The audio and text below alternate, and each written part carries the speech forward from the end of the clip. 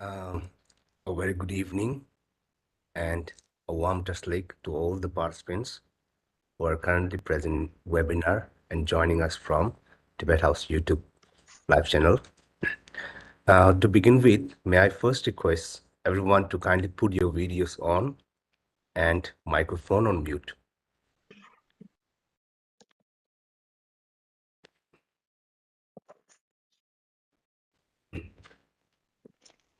Thank you. First, please allow me to introduce myself. I'm Tenzin Legmon, Assistant Program Coordinator of Tibet House, New Delhi. And I would like to welcome you all to celebrate with us one of the most sacred Buddhist festival, Lhabab Duechen, which corresponds to the 22nd day of 9th lunar month in the Buddhist calendar.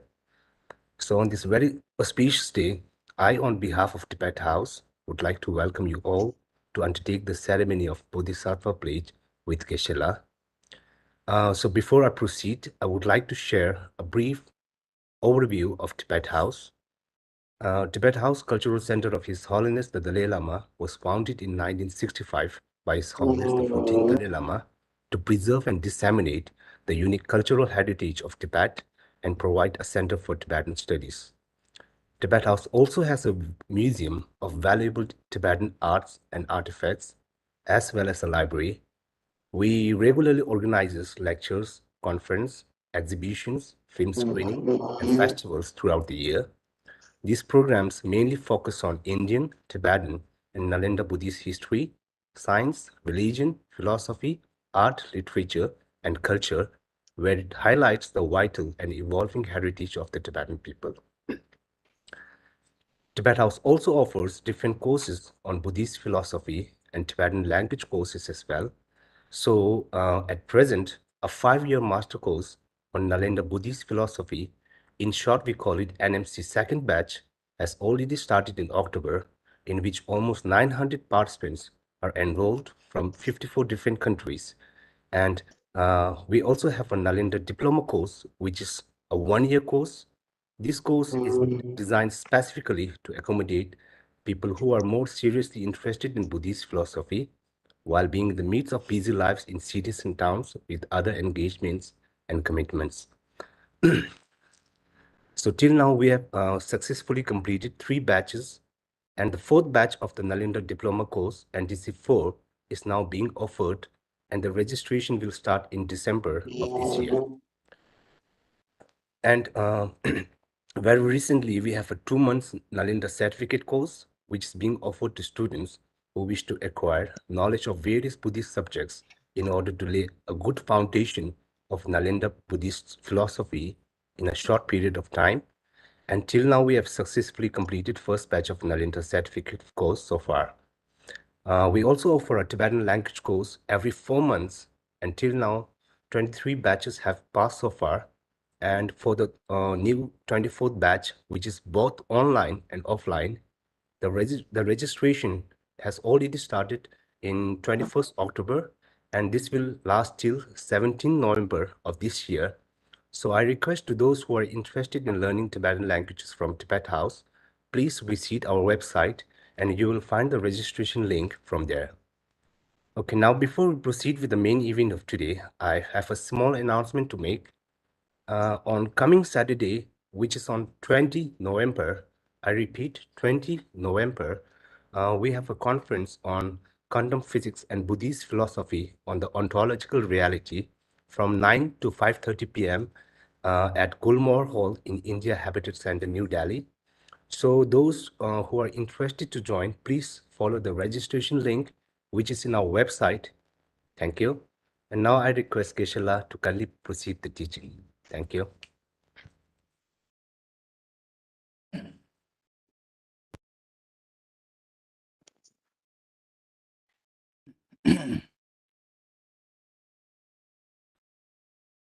Tashidilo, all of you.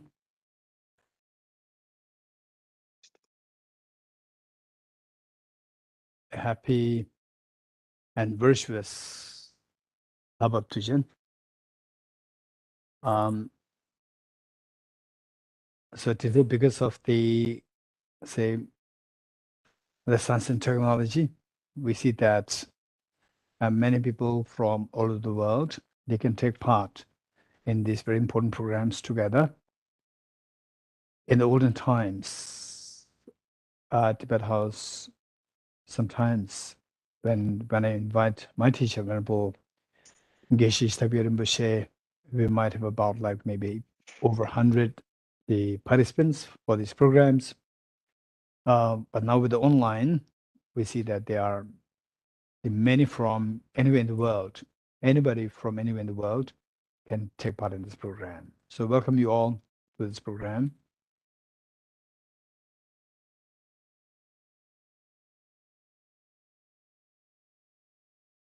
So with this in mind, since that many of you are already aware of this program, to give you a quick background of this today's the sacred holy day.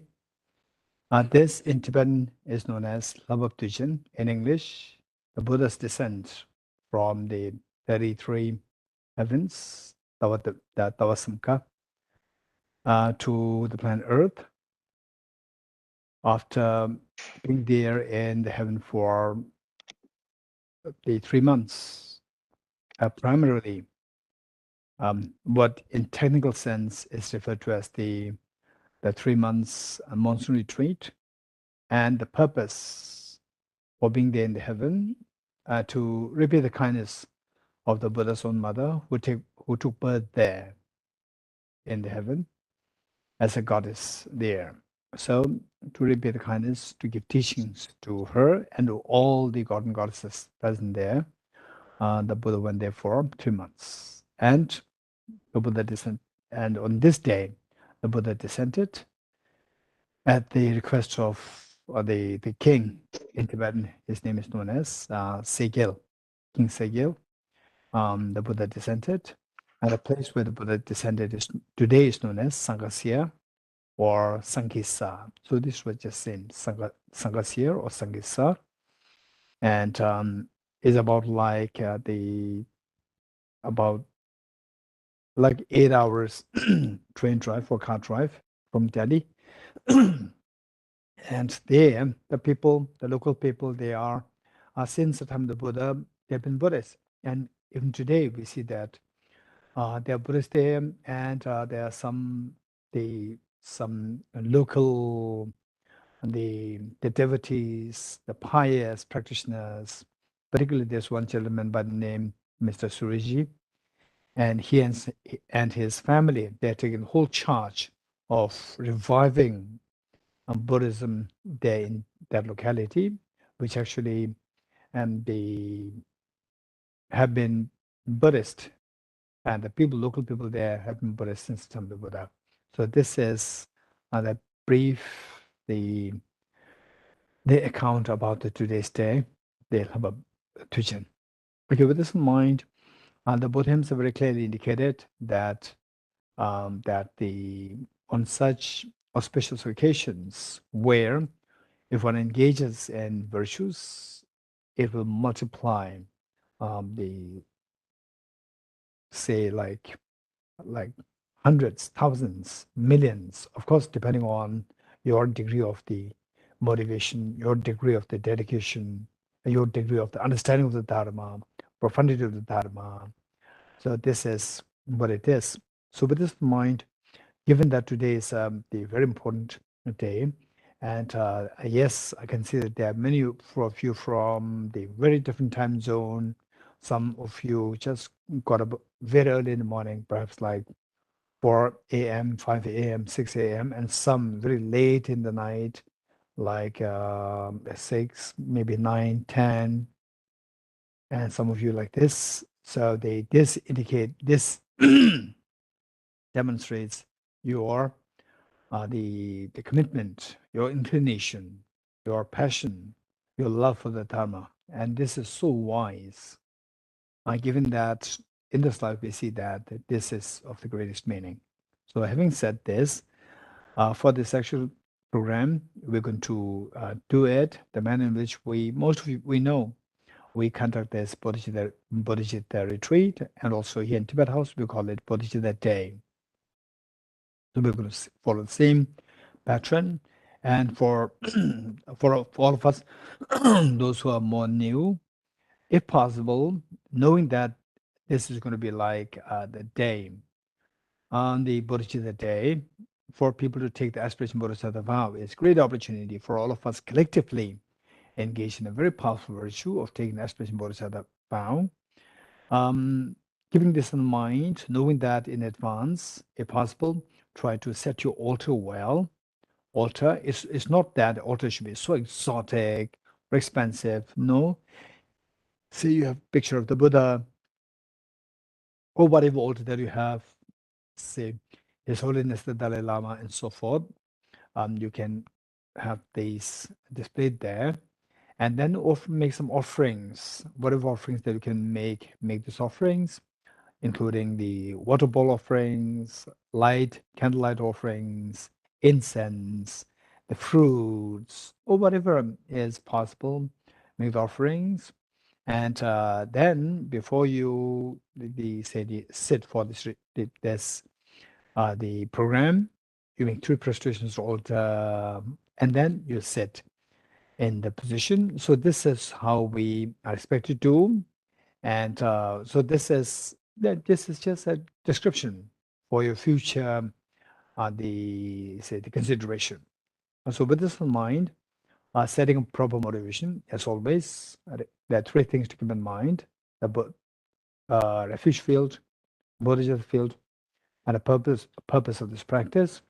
And the refuge field, given that this what we're doing is very important work. It requires a great deal of incredibly great support, and the greatest of the support that we can think of is the Buddha, Dhamma, and Sangha, the Triple Gem. So that's a refuge.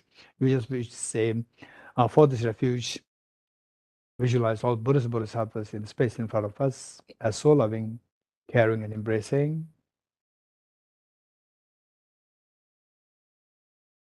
Okay, and and how you visualize them. You visualize them as so loving, caring, and embracing.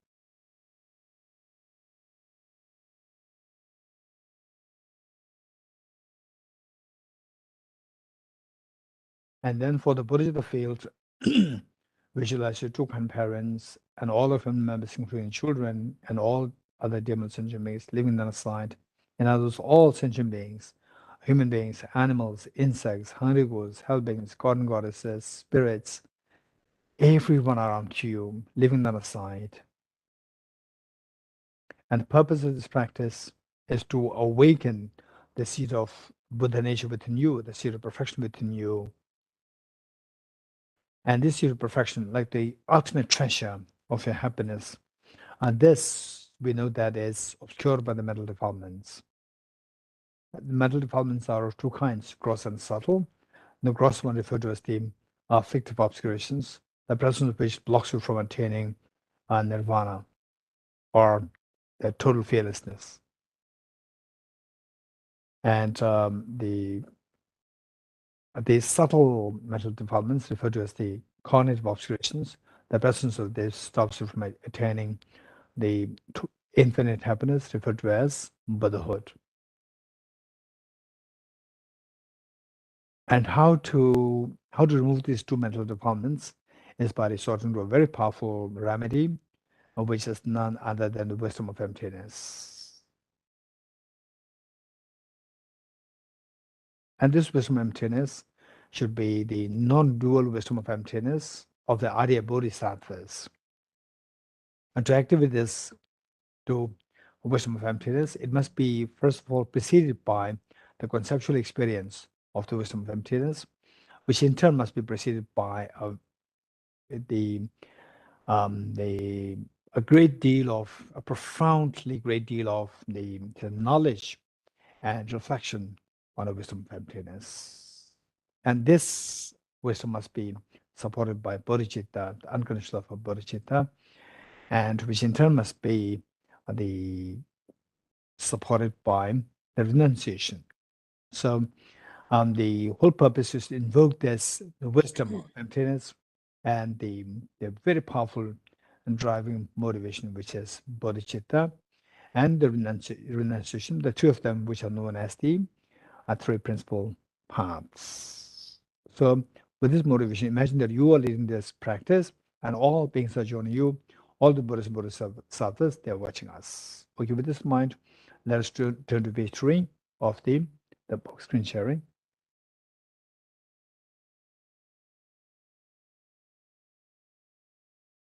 Given that what we're doing is mainly reading the text and so forth, and I can see that most of you are from Nalanda Master's course, Nalanda Diploma course, and earlier Nalanda Certificate course.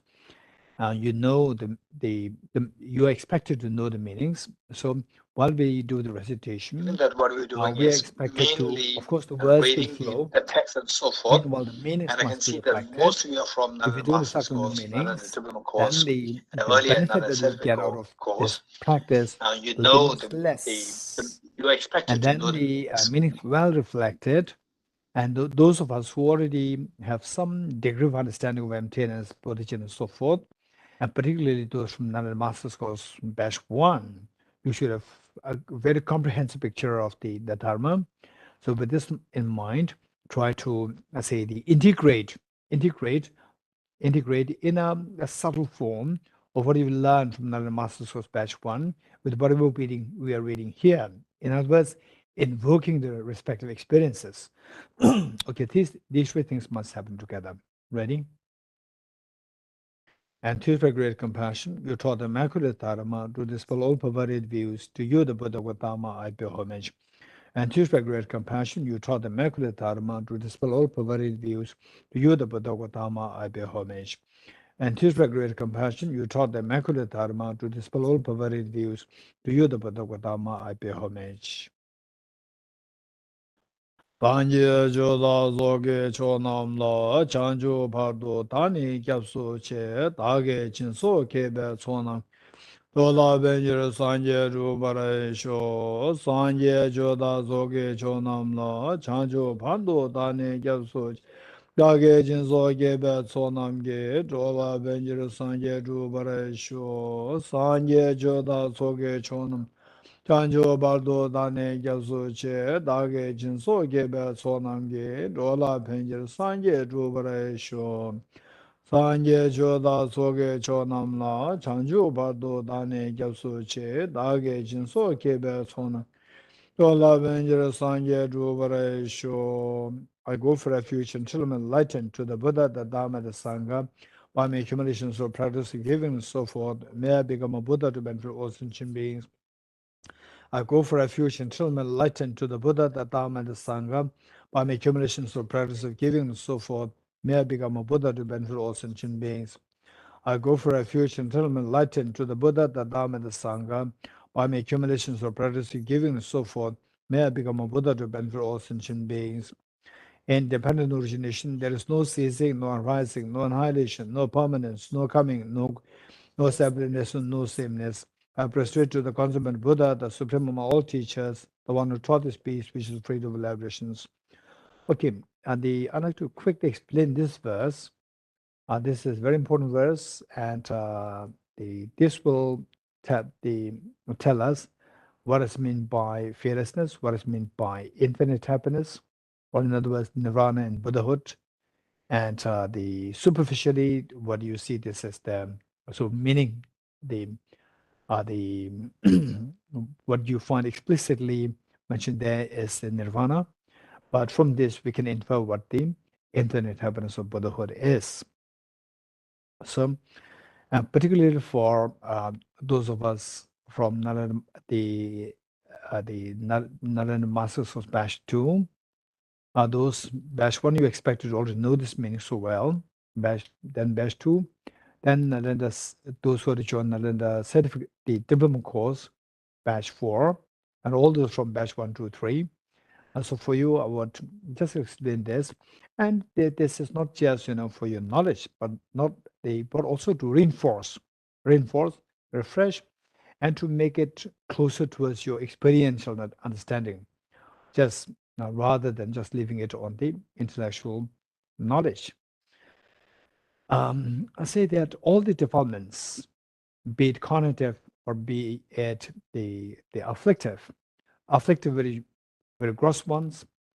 Their problem is that, like what happens in the dream, you create the dream is created, and so the moment the dream is created, it's created in such a way that you are unaware that you have created this dream. So you see, dream is so real, object real. So this belief that this object real, this is known as self-grasping ignorance.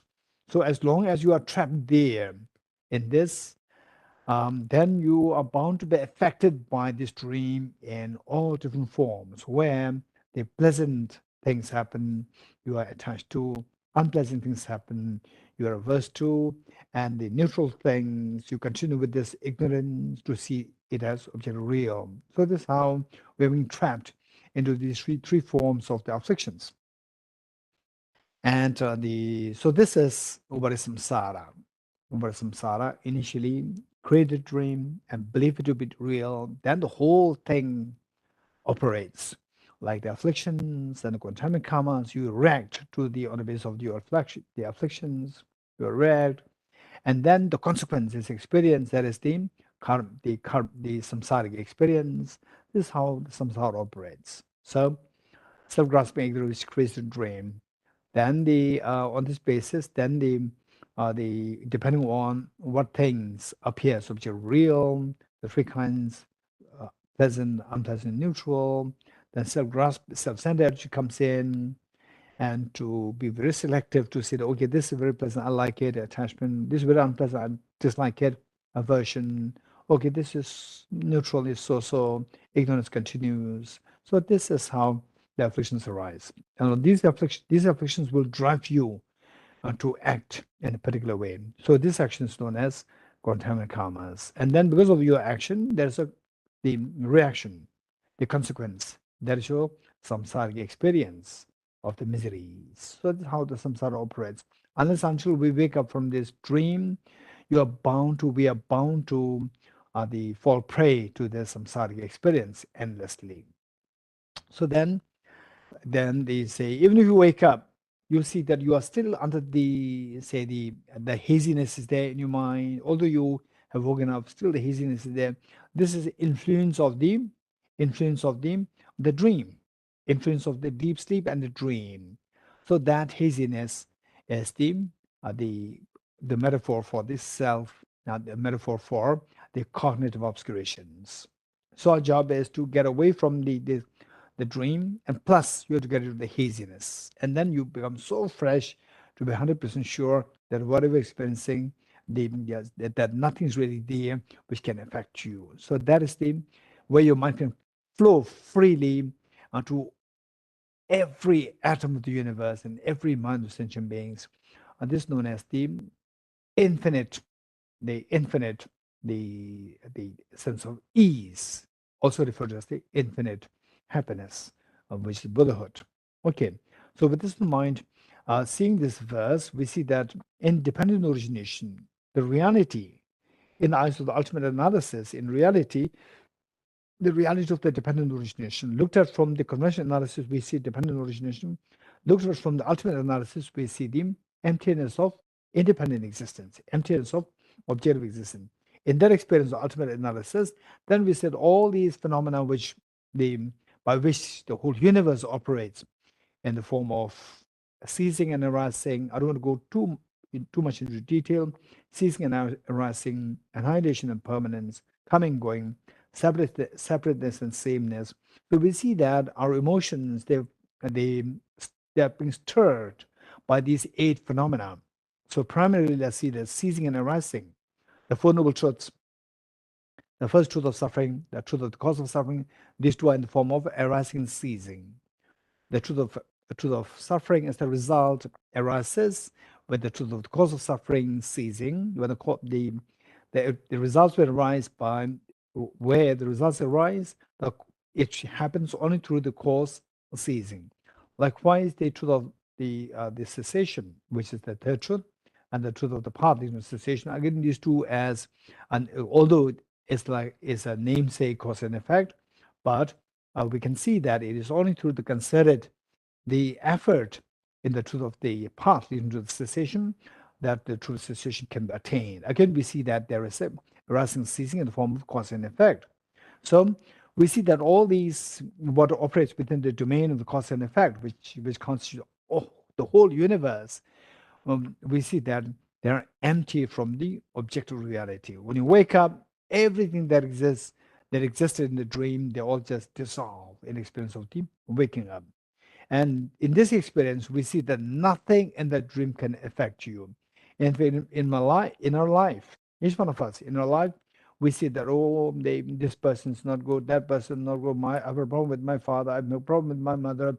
I have a problem with my sister, with my brother, with my this, with my child, with this, with the weather, with the salary, with the promotion, no salary, no promotion.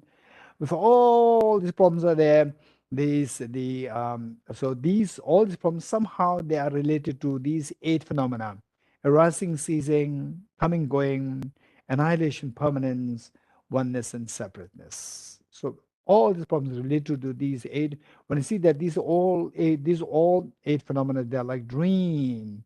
The whole universe dissolves into dream phenomena, and at that point you cease to be affected by the external objects. So at that point, you attain the absolute peace and the total freedom, and that your mind is not affected by external factors anymore. And then you practice through deeper practice, motivated by bodhicitta, very powerful bodhicitta.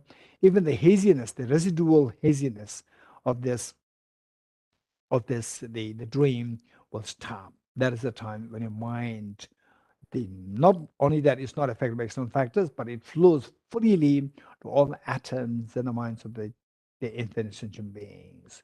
So this is when you feel the infinite ease, infinite happiness. Okay, so this is what it is said here as independent nourishment. There's no ceasing, no arising, no annihilation, no permanence, no coming, no going. In other words, none of these eight happening on the objective level, no separateness, no sameness.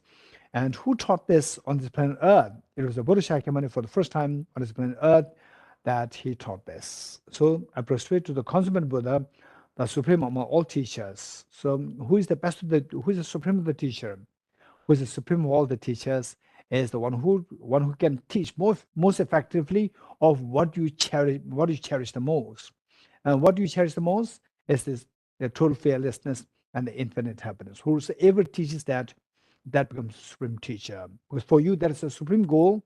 Anyone who can teach this effectively, that is a supreme teacher. So on the planet Earth, we said it was a Buddha Shakyamuni who did it. So therefore, he is referred to with the epithet, the supreme teacher. The supreme among all teachers, the one who taught this peace, this absolute peace, where you are not affected by any external factors anymore. This peace, which is free of elaborations of objective existence. Okay, we'll read this together. Independent origination, there is no ceasing, no arising, no annihilation, no permanence, no coming, no going, no separateness, no sameness. I prostrate to the consummate Buddha, the supreme among all teachers, the one who taught this peace, which is free of elaborations. I prostrate to the mothers of the hearers, the Bodhisattvas and the Buddhas, which through the knowledge of all lead hearers seeking pacification, complete peace, which through the knowledge of paths causes those helping migrate to achieve the aims of the world, and through the possession of which helps subdue and expand a variety of teachings. The one who is transformed into the reliable guide motivated by altruism to benefit sentient beings. The teacher, Sugata, and protector, to you are my prostrations. The one who has eliminated the web of conceptualizations and is endowed with the divine bodies of the vast and the profound, who eternally shines forth the forever noble light rays, to you, the Buddha, I make prostrations.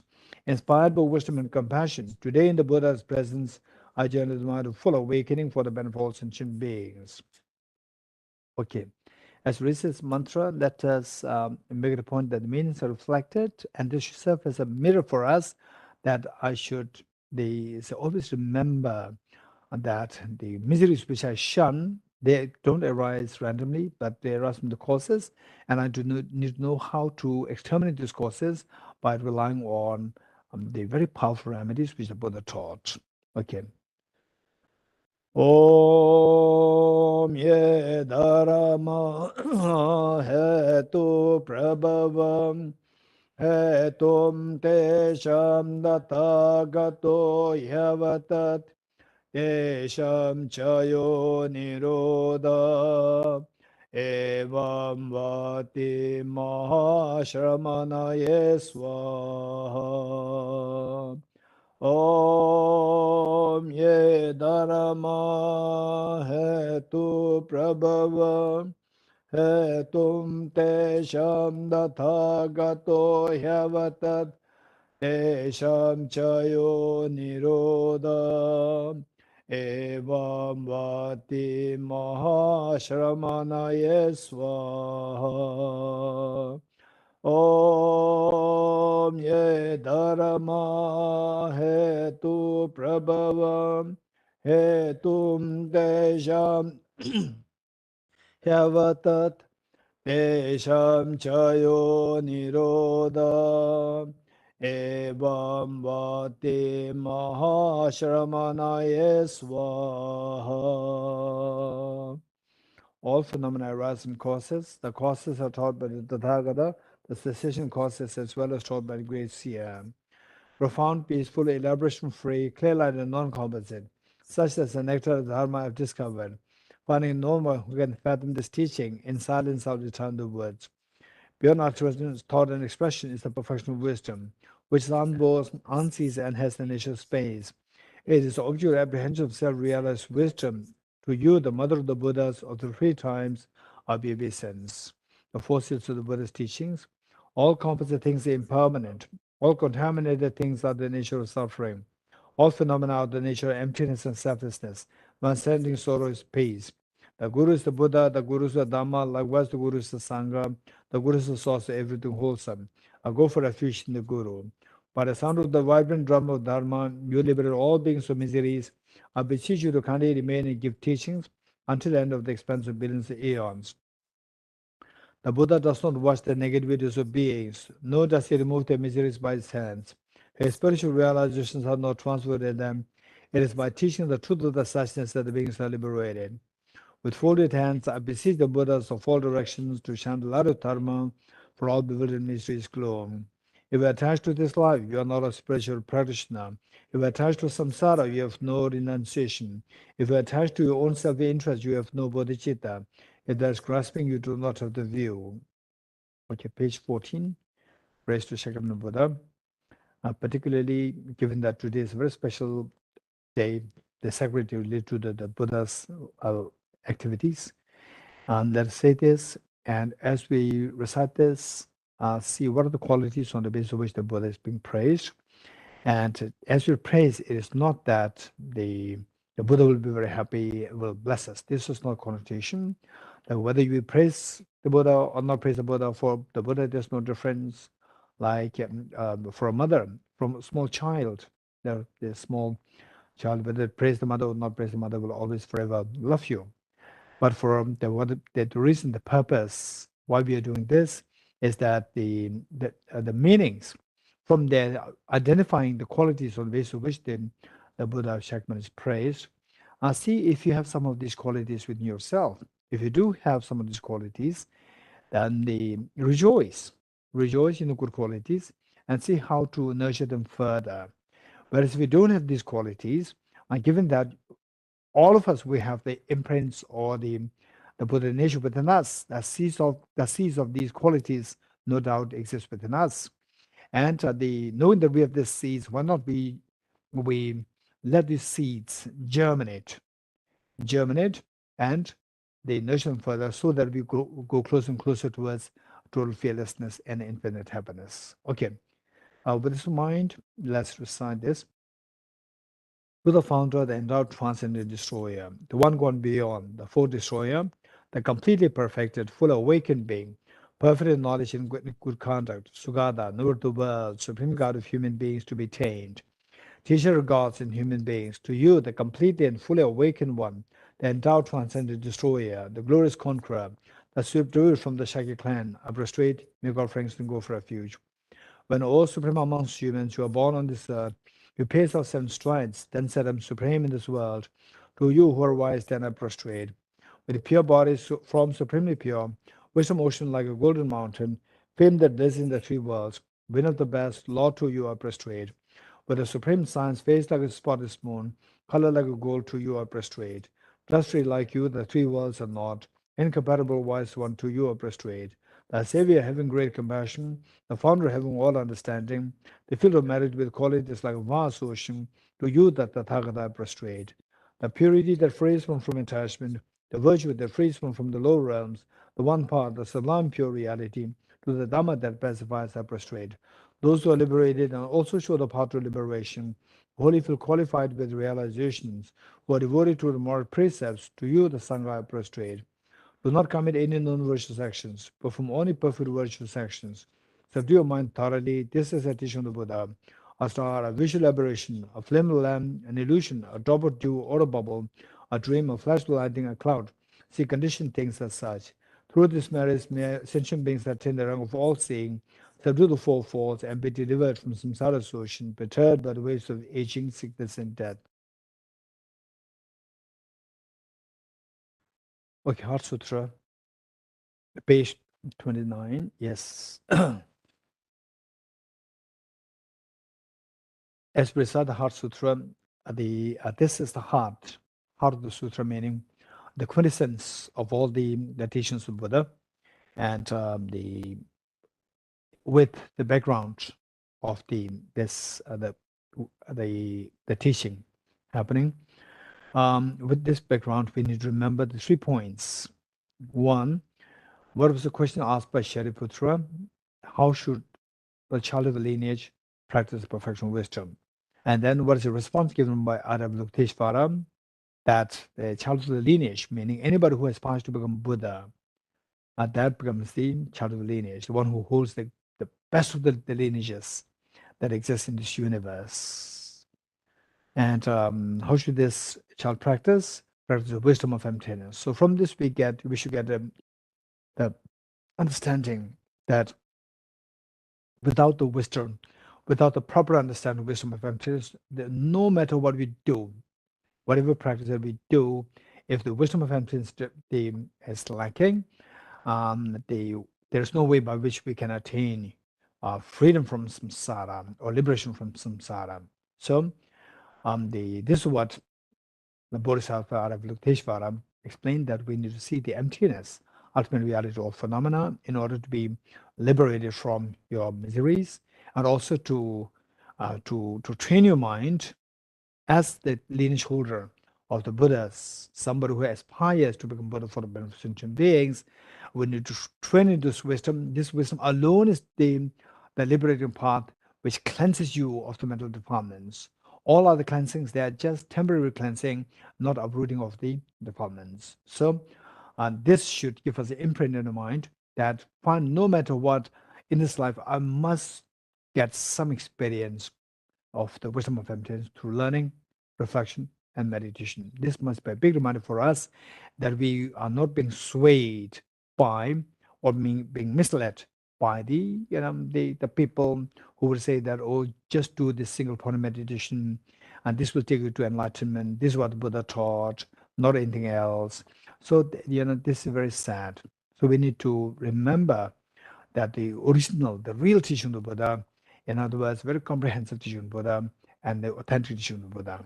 Okay, with this mind, and let's recite this, the Heart Sutra. The Heart Sutra, the Perfection Wisdom Sutra. I prostrate to the Arahitumal Gem.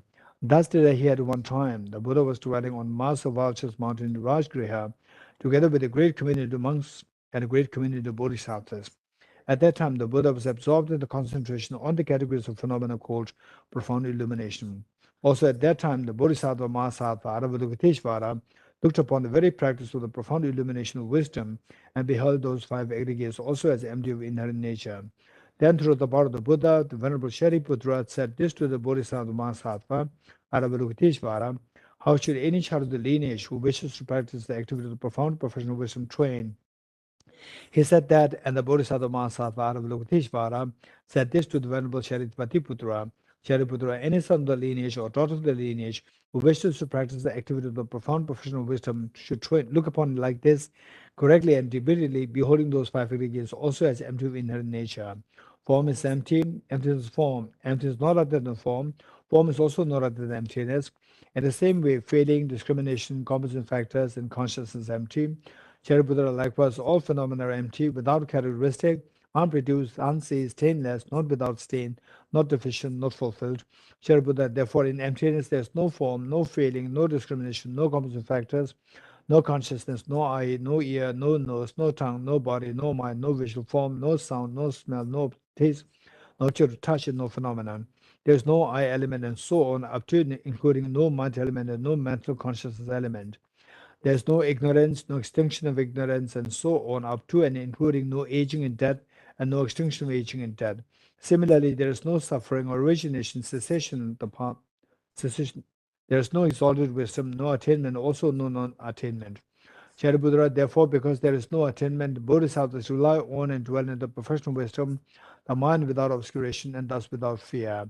Having completely passed beyond error, they reach the end point of nirvana. All the Buddhas who dwell in the three times also manifestly complete awaken to unsurpassable, perfect, complete enlightenment in reliance on the perfection of wisdom. Therefore, the mantra of the perfection of wisdom, the mantra of great knowledge, the unsurpassed mantra, the mantra equal to the unequaled, the mantra that thoroughly pacifies all suffering should be known as truth, since it's not false. The mantra of the perfection of wisdom is declared, Dhyatha Om Gade Gade Bara Sam Gade Bodhi Swaha. Shariputra, the Bodhisattva Mahasattva, should train the profound professional wisdom like that. Then the Buddha arose from the concentration, commanded the Bodhisattva Mahasattva Avalokiteshvara, saying, well said, son of the lineage, it is like that, it is like that. One should practice a profound professional wisdom, just as you've indicated, even that the Tathagatas rejoice. The Buddha having thus spoken, the Venerable Sharitvattiputra, the Bodhisattva Mahasattva Avalokiteshvara, those surrounding the entirety, along with the world of gods, humans, asuras, and gandharvas, were overjoyed and highly praised that spoken by the Buddha. Okay, as we recite the mantra, this is a very auspicious day, very sacred day. Let's just imagine that we are all there in the Vulture's Peak, the place where the Heart Sutra was actually they taught and happened. And let's imagine we are there. And recently, I think about like three days ago, the Root Institute, when we conducted the Bodhicitta retreat, 19th in series, we all went there in Rajgir, the place where the Heart Sutra teaching actually happened, where the Buddha presided over. And the Avalokiteshvara was there, Shariputra was there, and His Holiness the Dalai Lama. And for all these many years, he made a pilgrimage there. And this is where all these great masters of the past, like Aranyagaj and so forth, they also paid a visit there. And they find this place extremely, extremely sacred, holy, and blessed. And imagine you are there, your two parents, your children, and all Tamil sentient beings are there. And imagine that you are just in the front row of the facing Buddha Shakyamuni, His Holiness the Dalai Lama, Avalokiteshvara, and Shariputra, all the Buddhas and Bodhisattvas, and you are hearing what the Buddha Shakyamuni is exhorting us. Don't remain in the fears of samsara. Come to the ultimate happiness by awakening the ultimate treasure of happiness that is as a Buddha nature. You're so inspired, you inform this to your parents, your children, and all Tamil sentient beings, saying that this is what a compassionate teacher Buddha Shakyamuni is exhorting. Let us not remain in fears and the tears of samsara anymore. Let us all go towards the ultimate happiness, total fearlessness, infinite happiness. And all your demonstration beings hearing what you're saying, they're so inspired, so happy. They join you in this journey of cleansing the mind to unravel the treasure of the ultimate happiness within you, to experience the infinite happiness and the total fearlessness. Okay, with this mind, let's recite this 7 times. Deyata Om Gate Gate Paragate Parasamgate Bodhi Swaha Tyatha Om Gate Gate Paragate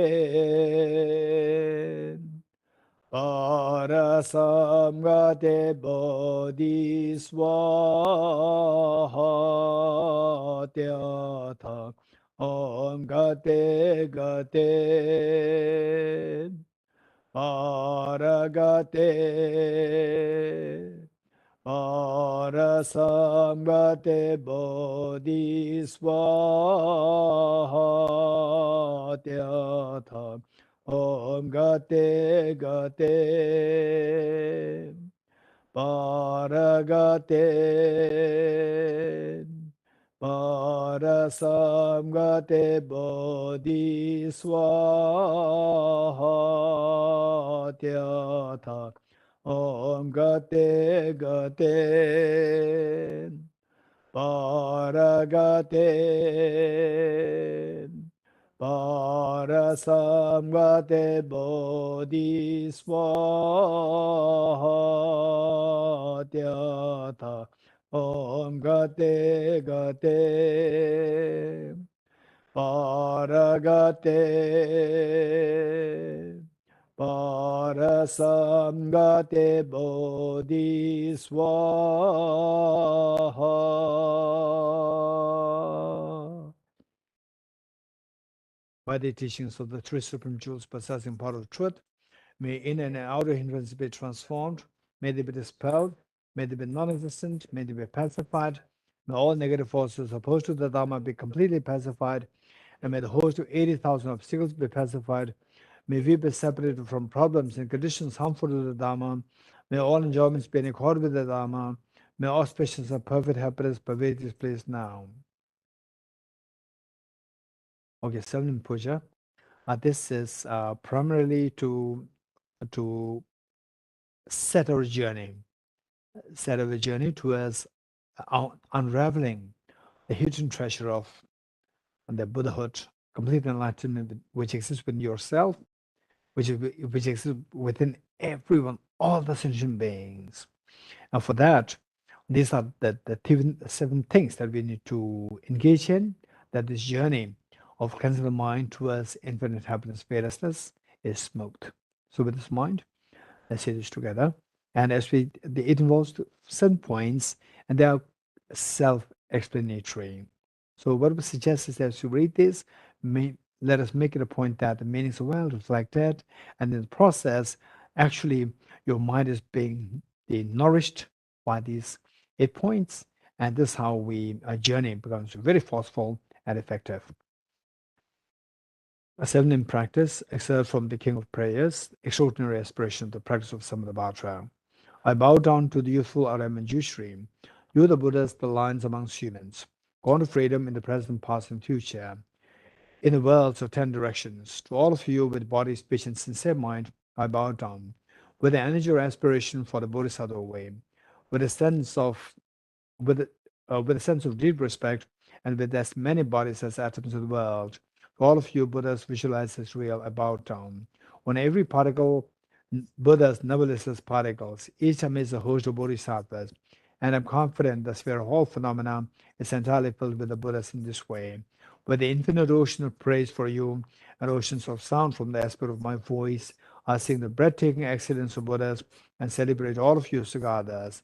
Beautiful flowers and regal gardens, sweet music and scented oils and parasols, sparkling lights and sublime incense are offered to victorious ones of Buddhas. Fine dress and fragrant perfumes, sandalwood powder heaped high as Mount Meru, all wondrous offering in spectacular array offered to victorious ones. With transcendent offerings, peerless and vast, with profound admiration for all the Buddhas, with strength of conviction in the Bodhisattva way, offer and bow down to all the victorious ones. Every harmful action I've done with my body, speech, and mind, overwhelmed by attachment, anger, and ignorance, all this I openly lay bare before you. I lift my heart and rejoice in all the merit of the Buddhas and Bodhisattvas in 10 directions, of solitary realizers here still in training, and those beyond and of all ordinary beings. You who are the bright lights of the world in 10 directions, who have attained a Buddhist omniscience through the stage of awakening, all you who are my guides, please turn the supreme wheel of Dharma. With palms together, I earnestly request you who may actualize parinirvana, please stay with us for eons, numberless as atoms of the world, for the happiness and well-being of all the wanderers in samsara. Whatever slight merit I may have accumulated by making prostrations, offering, and confessing, rejoicing and requesting that the Buddha stay and teach, and not dedicate all this for the full awakening of all beings. Okay, model offering.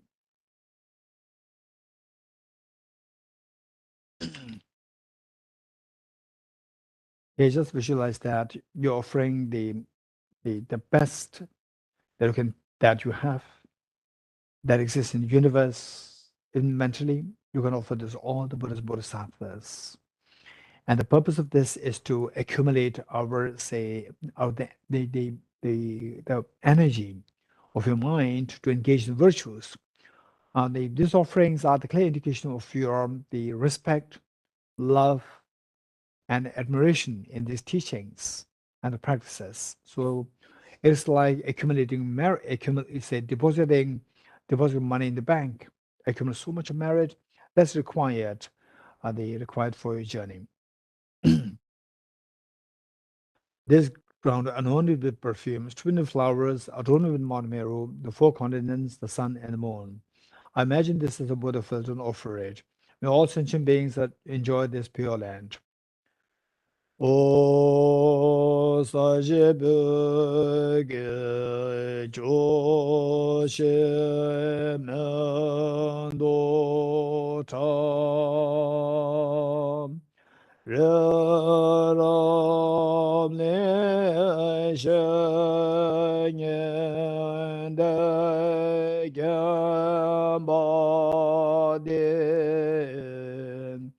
Sangye Shendo Me De Buvayin Rogunam Da Shen La Chubara Shon. The four Dhammas of Venerable Gampopa. Let us reflect on the meanings. These are very profound meanings there, and see if we can design our practice on the basis of these four lines, and as well as the four lines following this, as the four Dhammas of the Venerable Bhikshu Mahasattva. The four Dhammas of Venerable Gampopa. May I be blessed that my mind is directed towards the Dharma. May I be blessed that my Dharma practice is on the proper path. May I be blessed that the path is free of flaws. May I be blessed that the flaws are seen in the light of exalted wisdom. The four Dhammas of Venerable Bhikshu Mahasattva, becoming utterly frustrated with the ignorance that grasps the true existence of, please bless me to generate genuine renunciation, seeing all aspects of samsara as viciously repulsive. Please bless that my mind stream overflows with the precious bodhicitta that cherishes others more than myself. Please bless me to have an immaculate experience of the wisdom of emptiness that doesn't see even an atom of intrinsic reality, on the basis of understanding how things come into being by dependent origination through mere conditioning. Please bless me that my mind stream overflows with the precious wisdom of the non-duality of bliss and emptiness. Edam Guru Ratna Mende Lagam Niratyami. Okay, the next foundation of all good qualities. I think we will, before the mandala, there is 8 verses of my training. We'll read that. For those who are having the hard copy, it is on page 35. Most of you, it's just a matter of 1 or 2 pages here and there, page 35. Whereas, okay, 8 verses of my training. This is very important. We see that in our life, particularly in this modern era, we call it modern. This is where people suffer greatly. And oftentimes these the self-inflicted pains. And I know that there are many doctors here, there are many nurses here, there are psychologists here, there are the counselors here, and it is your experience. There are many people, they come up with their own self-inflicted pains, meaning that, say, they just cannot go along with other people, with your parents, with your children, with yourself, with your relatives, with your siblings. This is a major problem. So I won't blame the individuals. It's all because that the partly because of the very busy the busyness of the modern life, like the what we call as a red race lifestyle. And then the number 2 is that we don't really get opportunity to socialize. And then only when you socialize in a healthy way, we learn many things. Naturally we build a feeling of affinity, affection, closeness, a sense of the a sense of helping each other. So this happen. Whereas these things are now that today the people are deprived of these opportunities. The so, and the reality is we all social beings, and the because of this, then we don't know how to relate to our parents. We do not know how to relate to your own siblings. There's constant over small things, constant fight is happening. And if you're wise, keep in mind that we are all, this is not our true nature of fighting with each other. This is not your true nature. Your true nature is what we call as the ultimate treasure of your being, or the Buddha nature within you, the seed of perfection within you. This true nature is full of wisdom. Wisdom, knowing that fighting is very childish. Fighting, friction, these are so childish, and there's no room for fighting. There's no room for the being selfish. In fact, being selfish is meant to make you happy, but actually, on the contrary, it only attracts miseries. This is reality, and yet we don't know this, and we think that we are so sophisticated civilization, say the 21st century civilization, and we think that we are far better than what exists like 1,000 years ago, 2,000 years ago. But in reality, and how these people, they don't fight over the trivialities, and we are fighting over the extremely trivial things. We see that it is not your problem, it's the problem of our self-centered attitude and self-grasping ignorance. This is reality. We're inflicted by these two problems, and because of this we suffer unnecessarily. So this 8 ways of mind training, this is what helps us to identify what's the problem. And over the Bodhisattva retreats, recently we conducted, I think, 1, 2, 3, I think we conducted 3 retreats, Bodhisattva retreats, just one of the other consecutively. One in Tosam Nunnery in Dharamsala, and one in the Tushita Center, Dharamsala, and just recently, one in Root Institute in Bodh Gaya. So there, we see that the people, they acknowledge that, yes, now I realize that it's not a problem of others, it's my problem. It's the sound that they clap. Other people, okay, this is how they behave. And I also contribute to this problem. If I remove my contribution, then the sound of clap of one hand. No sound. The sound stops. Your misery stops. So they are asking as to, but I cannot get away from this. How should I get away from this problem? So for this, we need to reflect on the 8 verses of mantra. This is extremely helpful the teaching for us. And and some of you, I know, some of you, you have, your problems are not it's not really 100% from your side. It's more from like domestic violence and so forth. That is understandable. We can't expect, for example, even if it is a domestic violence, somebody else is abusing you, and where you are not at all the one who contributed to this problem. So where if you realize your emptiness is like high level and your body is at very high level, you will not be affected. But I can't expect you to have reached that level. And so, conventionally speaking, it is not your problem. But many of us, for many of us, it is nothing of this kind. Nor like the domestic violence, not like somebody beating you or just insulting you unnecessarily for baselessly. No, you greatly contribute to this problem. It's all because of what is that? Self-centered attitude and self-grasping ignorance. Particularly, I would say self-centered attitude. Self-grasping ignorance, of course, unless we have some experience emptiness, we have no clue whether what is really happening. Self-grasping, we have no clue that self-grasping happening. The ignorance is operating on me. But self-centered attitude, yes, we can. If you read the 8 ways of mind training, then you will realize that it is a very amazingly clear a mirror for us how the self-centered attitude is torturing us. So when you feel so agitated and extremely disturbed, and if not for somebody else like the terrorists or somebody else, the burglar breaking in and so forth, right? Otherwise, due to your fights, internal fights and so forth, so they, I would say, it's not 100%. Majority of the cases, the individual self-centered urges involved. So let us read this and keep in mind that when reading this, you may get the feeling that, okay, so I should be self-denial, look at this, give victory to others, take the defeat on myself, which means I should be self-denial.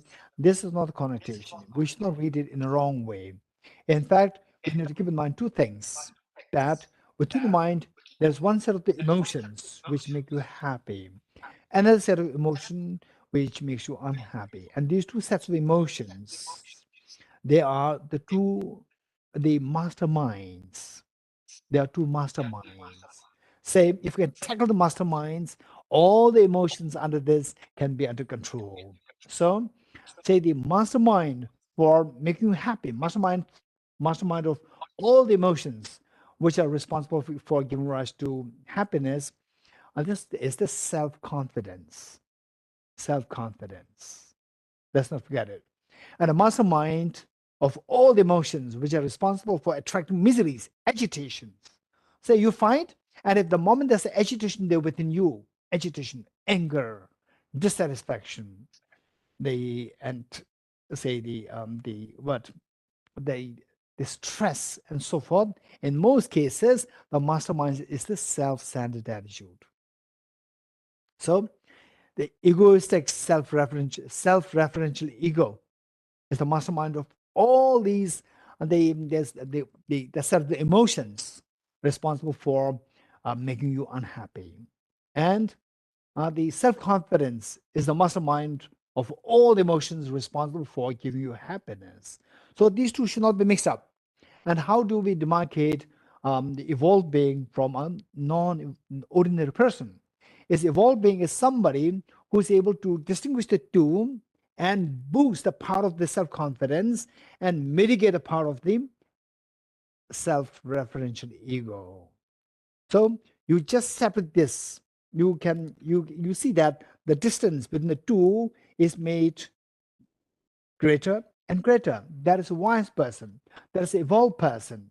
So there, your ego is not there, but your self-confidence is so great that you have the energy that I can do things for the sentient beings, for all sentient beings. I can make myself the happiest. I can make everybody the happiest. Whereas on the other hand, there's self, the ordinary beings. They for them these two are seen as equal, same. When you remove the self-referential ego, your self-confidence also goes down. You boost your self-confidence, your ego also goes up. How do we know that? Somebody who is not so rich, and slowly, your life improves, you become richer, richer, richer. Your self-confidence builds up, and your ego also goes up. And with the knowledge, with the power, your self-confidence goes up, your ego goes up. So this always goes in parallel.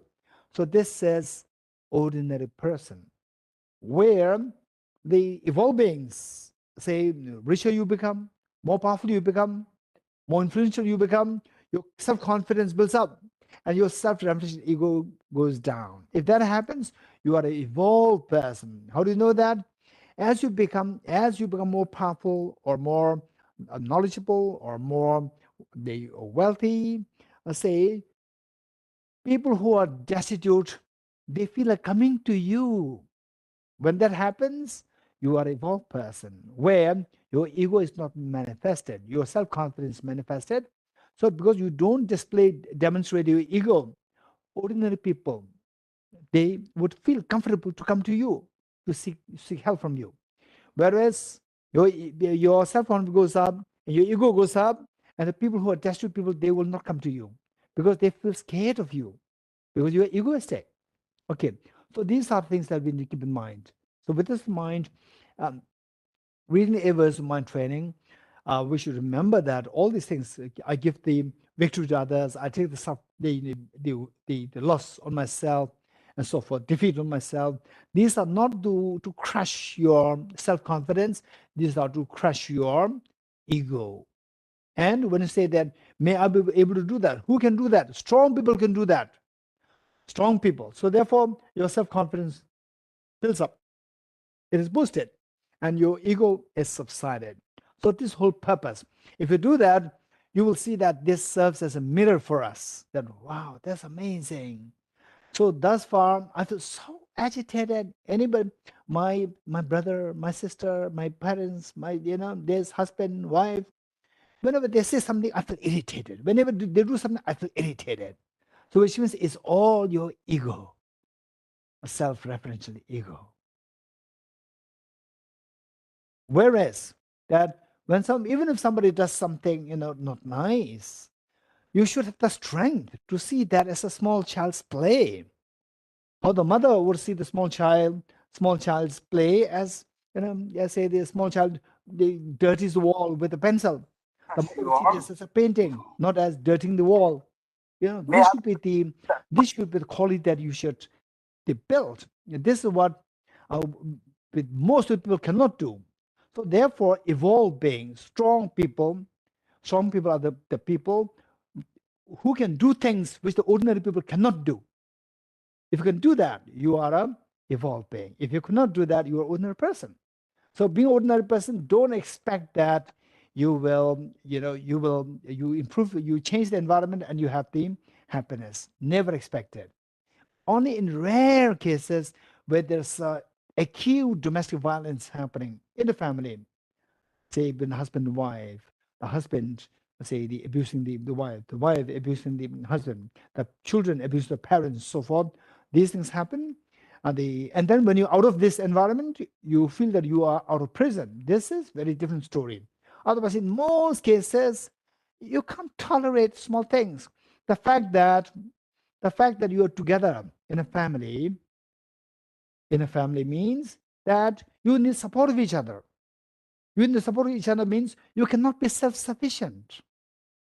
You are not self-sufficient. Otherwise, other person also not self-sufficient. So the two people who are not self-sufficient, they are bound to have the limitations. If they don't have the limitations, why should they be with somebody else? They have the full power to be on their own. The fact that they're limited, they have the limitation, so they need your support. When they need your support, which means that you are ready to sacrifice some of your freedom.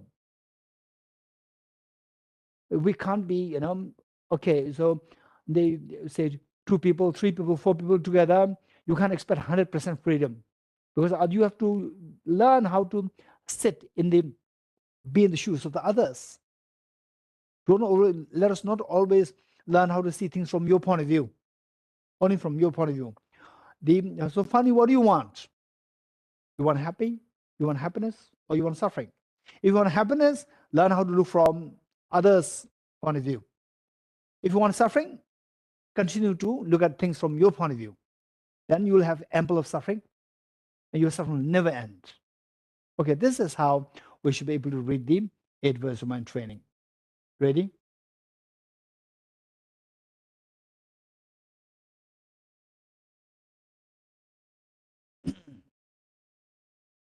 Eight verses for training the mind by Venerable Geshe Langre Tangpa, with the determination to achieve the highest aim for the benefit of all sentient beings, which surpasses even the wish-fulfilling gem, and hold them dear at all times. Whenever I interact with someone, may view myself as aloof with someone's soul, and from the very depths of my heart, respectfully hold others as superior. In normal deeds, may I probe into my mind, and as soon as mental and emotional afflictions arise, as they endanger myself and others, may I strongly confront them and avert them. When I see beings of unpleasant character, and those oppressed by strong negativity and suffering, may I hold them dear, for they are rare to find, as if I have discovered a jewel treasure. When others, out of jealousy, treat me wrongly with abuse, slander, and scorn, may I take upon myself the defeat and offer to others the victory. When someone whom I've helped or in whom I place great hopes misses me in extremely hurtful ways, may regard them still as my precious teacher. All right. No. Okay. In brief, may I offer benefit and joy to all my mothers, both directly and indirectly. May I quietly take upon myself all hurts and pains of my mothers. May all these remain undefiled by the stains of the eight mundane concerns, and may recognizing all things as illusions, devoid of clinging, be released from bondage. From it, okay, this verse is particularly to boost your self-confidence. Thus far, it is to primarily to the suppress our self-referential ego. Now, this verse, and of course, even the line 8, it says that may I recognize all things the illusions, devoid of clinging, be released from bondage. So this self-confidence is there. And to further reinforce this, I included the Lama Tsongkhapa's prayer, which is extremely powerful, reinforcing your self-confidence. Okay. From my two collections, the vast space that I've amassed from working with effort at this practice for a great length of time, may I become the chief leading Buddha for all those whose minds were some eyes blinded by ignorance. Okay, now the foundation of all good qualities. This is the blueprint of the path that we are to follow, to path to the total fearlessness and infinite happiness. It'd be good if we can recite, we can say this, you can say this, reflect on this, the meaning as taught by Lama Tsongkhapa in the Foundation of All Good Qualities on a daily basis. So this will help us reinforce and they keep increasing the power of your mind to establish yourself on the path. The foundation of all good qualities is a kind and a perfect pure guru. Correct devotion to him is the root of the path. By clearly seeing this and applying great effort, please bless me to rely upon him with great respect. Understanding that the precious freedom of this birth is found only once, is greatly meaningful and is difficult to find again. Please bless me to generate the mind that unceasingly day and night takes its essence. This life is as impermanent as a water bubble. Remember how quickly it decays and death comes. After that, just like a shadow follows the body, the results of virtuous or not virtuous karma follow. Finding firm and definite conviction in this, please bless me always to be careful to abandon even the slightest negativity and accomplish all virtuous deeds. Samsaric splendors are unsatisfying and unreliable. Seeking them is the door to all suffering. Recognizing these shortcomings, please bless me to generate the strong wish for the bliss of liberation. Led by this pure thought, mindfulness, alertness, and great question arise. The root of the teaching is keeping the Pratimosha vows. Please bless me to accomplish this essential practice. Just as I've fallen into samsara, so fall my creature beings. Please bless me to see this trained in supreme bodhicitta and bear the responsibility to freeing migratory beings. Even if I develop bodhicitta, but I don't practice the three types of morality, I'll not achieve enlightenment. With my clear recognition of this, please bless me to practice the Bodhisattva vows with great energy. Once I pacify distractions to wrong objects and correctly analyze the meaning of reality, please bless me to generate quickly within my mind the unified path of karma abiding and special insight. Having been a pure vessel by training in the general path, please bless me to enter the holy gateway of the fortunate ones, the supreme Vajra vehicle. At that time, the basis of accomplishing the true attainments is keeping pure vows and samaya. As I become firmly convinced of this, please bless me to protect these vows and pledges like my life. Then, having realized the importance of the two stages, essence of Vajrayana, by practicing with great energy, never give up the 4 sessions, please bless me to realize the teachings of Holy Guru. Like that, may the Gurus who showed the noble path and the spiritual friends who practice have long lives, please bless me to pacify completely without any inner hindrances. In all my lives, never separated from perfect Gurus, may enjoy the magnificent Dharma by completing the qualities of the stages and the paths, may quickly attain the state of Vajratara. Okay, well, let us recite this mantra first in English, followed by the Tibetan in the melody, with the melody. You are Avalokiteshvara, great treasure of non-referential compassion, and Manjushri, master of flawless wisdom, as well as Vajrapani, disturb hosts of demons without exception. Tsongkhapa, crown jewel of the sages of the land of snows, lost on Tapa, at your feet and make prostrations. We can now the Tibetan. Will chant this and to accommodate the chant or the melody, we skip the line 3. Myo myo tsawa te je che re se che me kembe on bo jambe ya 한제 개베 쪼게 쪼가바 노사타베 샤라 소와데 메메제베데체체레세 제메케메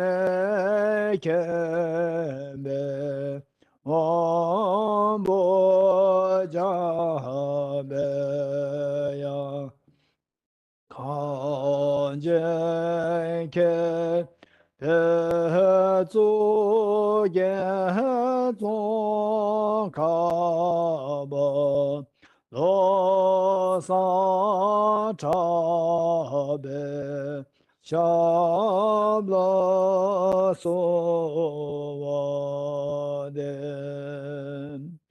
느메제베데체체레세 제메케베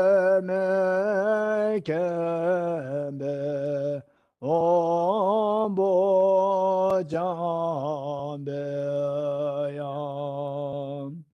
간제케베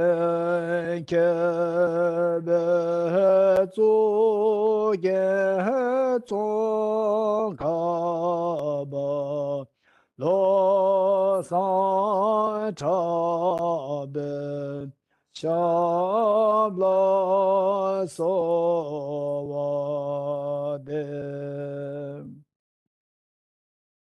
Okay, now generating the mind of concept in yoga. This is the main practice. So today what we do is that, yes, we will do the 4 things as usual. Number 1 is the single point of meditation. Number 2 is renunciation. Number 3 is bodhicitta. And number 4 is the wisdom of emptiness. And then we take the aspiration bodhisattva vow. Okay, so with this in mind, the first is the single point of meditation. So I can see that most of you are from Nalanda Master's course or Nalanda Diploma course. Okay, so raise hands those who are from one of these courses, Nalanda Master's course or Nalanda Diploma course. Raise hands. Okay, so most of you are from there. Okay, thank you. So which means that I don't really have to go through the meditation steps. Okay. Quickly, 4 points to keep in mind. Body posture. Number 1 is body posture. Number 2 is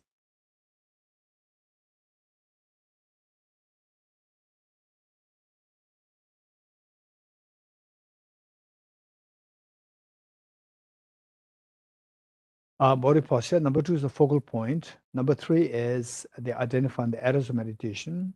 And number 4, applying the remedies to overcome the errors. Okay, I'm not going to go into detail of each of these points. I expect all of us to know this. With this mind, 5 minutes.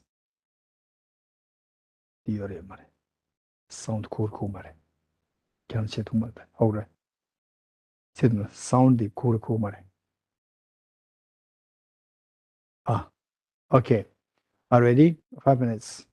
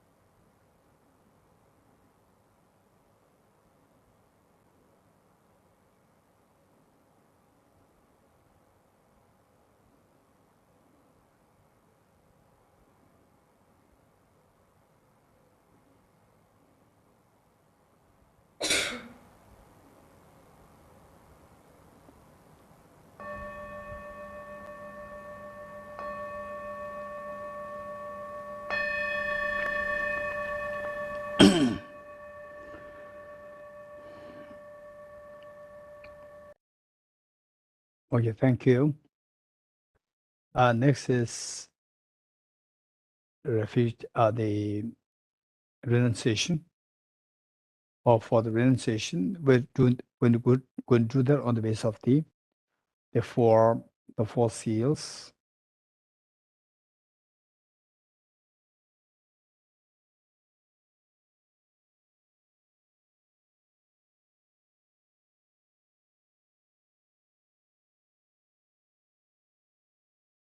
Okay.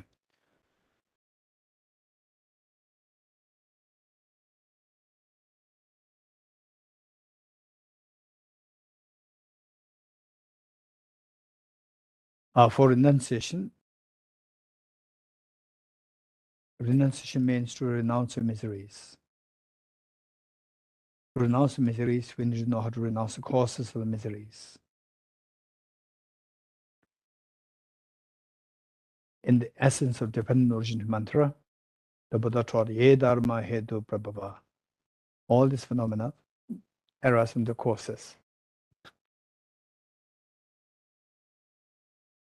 And the causes of miseries, the Buddha identified as the ultimate cause of misery is self-grasping ignorance, and is the other layers of the ignorance as the offshoots of this self-grasping ignorance. To eradicate these ignorance, the Buddha taught the four seals. The first of all, to identify what the kinds of ignorance are. The ignorance which misconceives impermanent phenomena as permanent, which misconceives miseries as happiness, which conceives impure things as pure, which misconceives what is selfless nature as of self-worth. To eradicate these four, the four seals, all composite things are impermanent. Impermanence is of two kinds, gross and subtle. The gross one, the impermanent phenomena whose continuum ceases, or whose continuum can be brought to an end. And the other, the momentariness involved with all the composite phenomena. It's so important for us to reflect on both the gross and the subtle. What the Buddha taught is that all what is born dies, all what is accumulated get exhausted, all what stands fall, and all what gathers is scattered. And it's very true. Looking at the history of humanity 200 years ago, perhaps like 5 billion human beings. Today is hitting 8 billion human beings, or 5 billion human beings.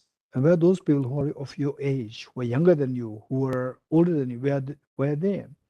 Not even a single person is alive today. This is the reality.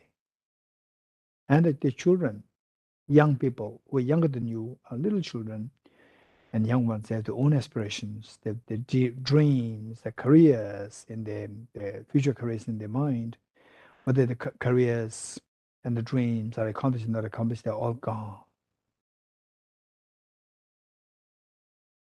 And the fact that you exist on this earth today, you had your great grandparents and the great great grandparents and all those in line of ancestors were there. How many of them you remember? Many of us, we don't even know our grandparents, let alone the great grandparents and our ancestors. This is really impermanent. Likewise, 200 years in the future from now, 8 billion human beings who exist today, not even a single person will be left then. Only a few, the only handful of people may be remembered, but the rest of us will be long forgotten. Even the memory simply disappears in the minds of the people. This is what is impermanent. Oftentimes, for the reasons of the flood, for the reasons of the cloudburst, for the reasons of for the reasons of landslide and so forth, for the reasons of pandemic, whole village, whole town simply disappears. It happens. You can Google search the abandoned towns, abandoned villages, and so forth. You can see them very clearly where the houses, everything is so intact in the house, the dining table, even all these the cutleries, utensils, chairs, the bed sheets, everything was so intact there. Nobody's there in the town, in the city. What happened to these people? They disappeared. This is impermanence. And this impermanence, the obvious change that we see, say a youth, for example, disappeared.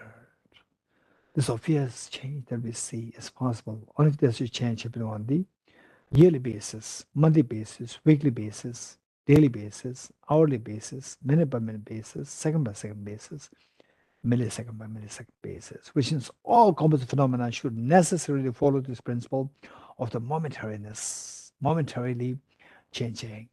It is like a constant flux of change that you see, and this reality.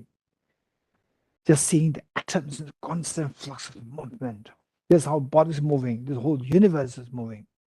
And seeing from that light, yes, to our very limit, our eye consciousness, our mind, which has so much limitations, very gross, it fails to see the reality of the impermanence. Yet, if you come to through your studies and reflection, meditation, if you come to get the sense that all composite phenomena, they're like very fast moving trains, they're moving, there's constant flux of change, it's very scary. Indeed, it is like that a stranger throws you into a very fast moving train, and what you will feel? Faster the train moves, more the fear. We never know where the train is taking us. And have been the case that if it's the case that the train and the train driver is your mother or father, he'll no doubt take you to the spot. But in the case of us, the train driver is none other than a mind, and this mind is under the dictate of the worst of the terrorist-like contaminations, which is self-grasping ignorance, supported by the self-centered attitude. As long as we're under the hands of this terrorist-like the driver, the self-grasping ignorance, it'll only take us to miseries. This is what the Buddha indicated is that all contaminated things are suffering nature.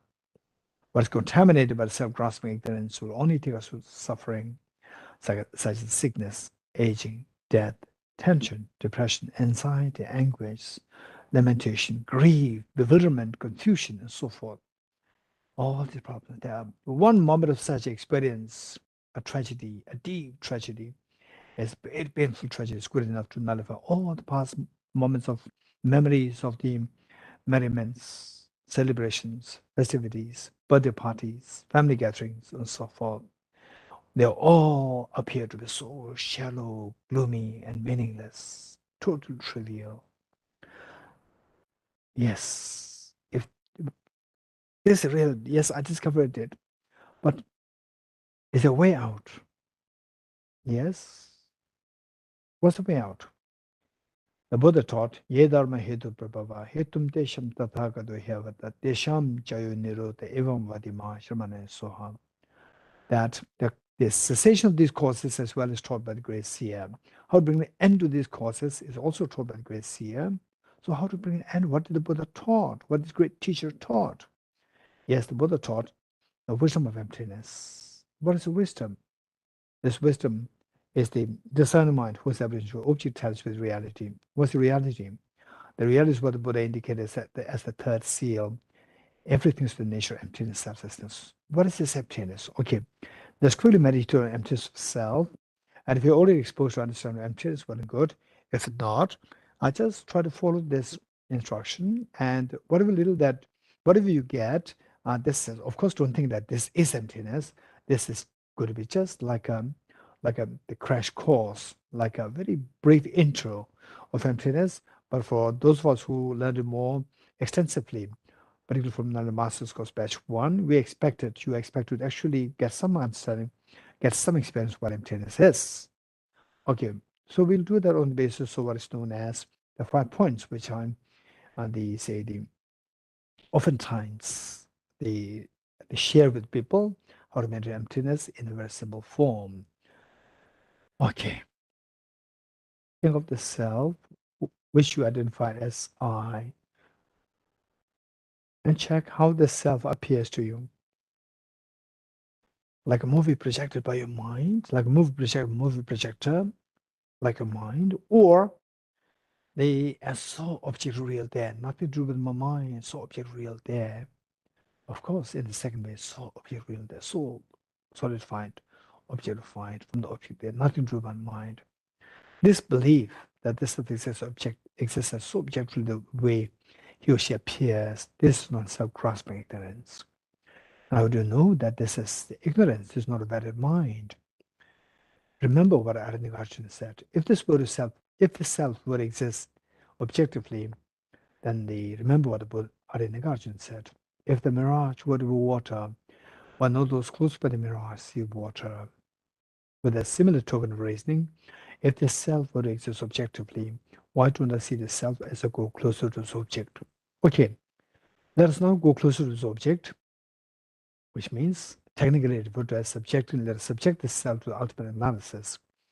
Subjecting self to ultimate analysis, we see that we'll just ignore all those things which are not self. First, the thin layer of the skin. Behind that is the fatty tissues. Behind that,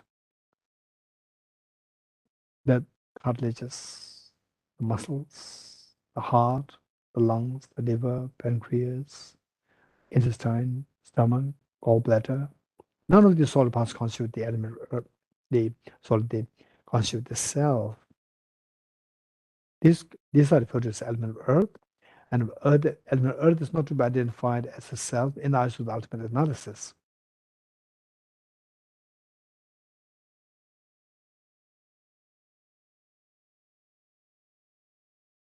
Okay. The two questions. What we see is that self, then the 6 elements. Now the two questions. What are you seeing? And in the eyes of ultimate analysis, we just see the 6 elements. Okay, second question. What is the self? What is self meaning? In eyes of ultimate analysis, whether or not it can be identified as intrinsically one with its 6 elements or intrinsically different from the 6 elements. Whereas in the ultimate analysis, if you see that the 6 elements that you see, if they are not identified as self, this is how you understand this the self not identified as intrinsic one with this part, 6 elements. Okay, which of the 6 elements is to be identified as this self? None. That's for sure. And also ultimate analysis, none of these 6 elements to be identified as self. That's for sure. This is one option. Second option is to see if the self is intrinsically different from its parts, different from 6 elements. Okay, how to see that? Remove these 6 elements to see if there's a self left there as different, intrinsically different from the 6 elements. Remove the 6 elements, nothing is left there. Okay, now where is the self? The way this self appeared as objective real, an objectively existing self, the way it appeared to your previous mind. Where is it? It is nowhere to be seen. This is what I'm discovering now. I'm not even inventing it, I'm simply discovering it. Just abundance experience that the self dissolves in the experience of the ultimate analysis. Stay in this experience for a while. There could be a tinge of a fear or an extremely tranquil feeling or a tickling sensation on a body or cool waves flowing through your body or the skin of your body. And if any of these signs occur, you are very fortunate. Although it may not be emptiness, but you are in the proper direction of the emptiness. If it doesn't happen, don't worry. Just go for more extensive studies, reflection, meditation, and these experiences are bound to happen to you. Okay, this experience, no doubt, is very profound, but how can we, what's the benefit of this? Yes, just as this self, when exposed to this ultimate analysis, it dissolves. We see the emptiness of this, emptiness of objective existence of the self. Likewise, if you subject all the sorrows of your life, there's dissatisfaction, agitation, anxiety, anguish, and so forth, bewilderment, and so forth, to this ultimate analysis, they will all disappear. This is how with the experience of this emptiness, all these miseries, sorrows dissolve. Where the sorrows are transcended, the absolute peace dawns in the mind. And this peace is extremely reliable. This is what the Buddha indicated as transcending sorrows, absolute peace. This is a benefit. Stay in this experience for a while. Where in the experience of emptiness, all these mental agitation, stress, anxiety, sadness, lamentation, grief, everything dissolves.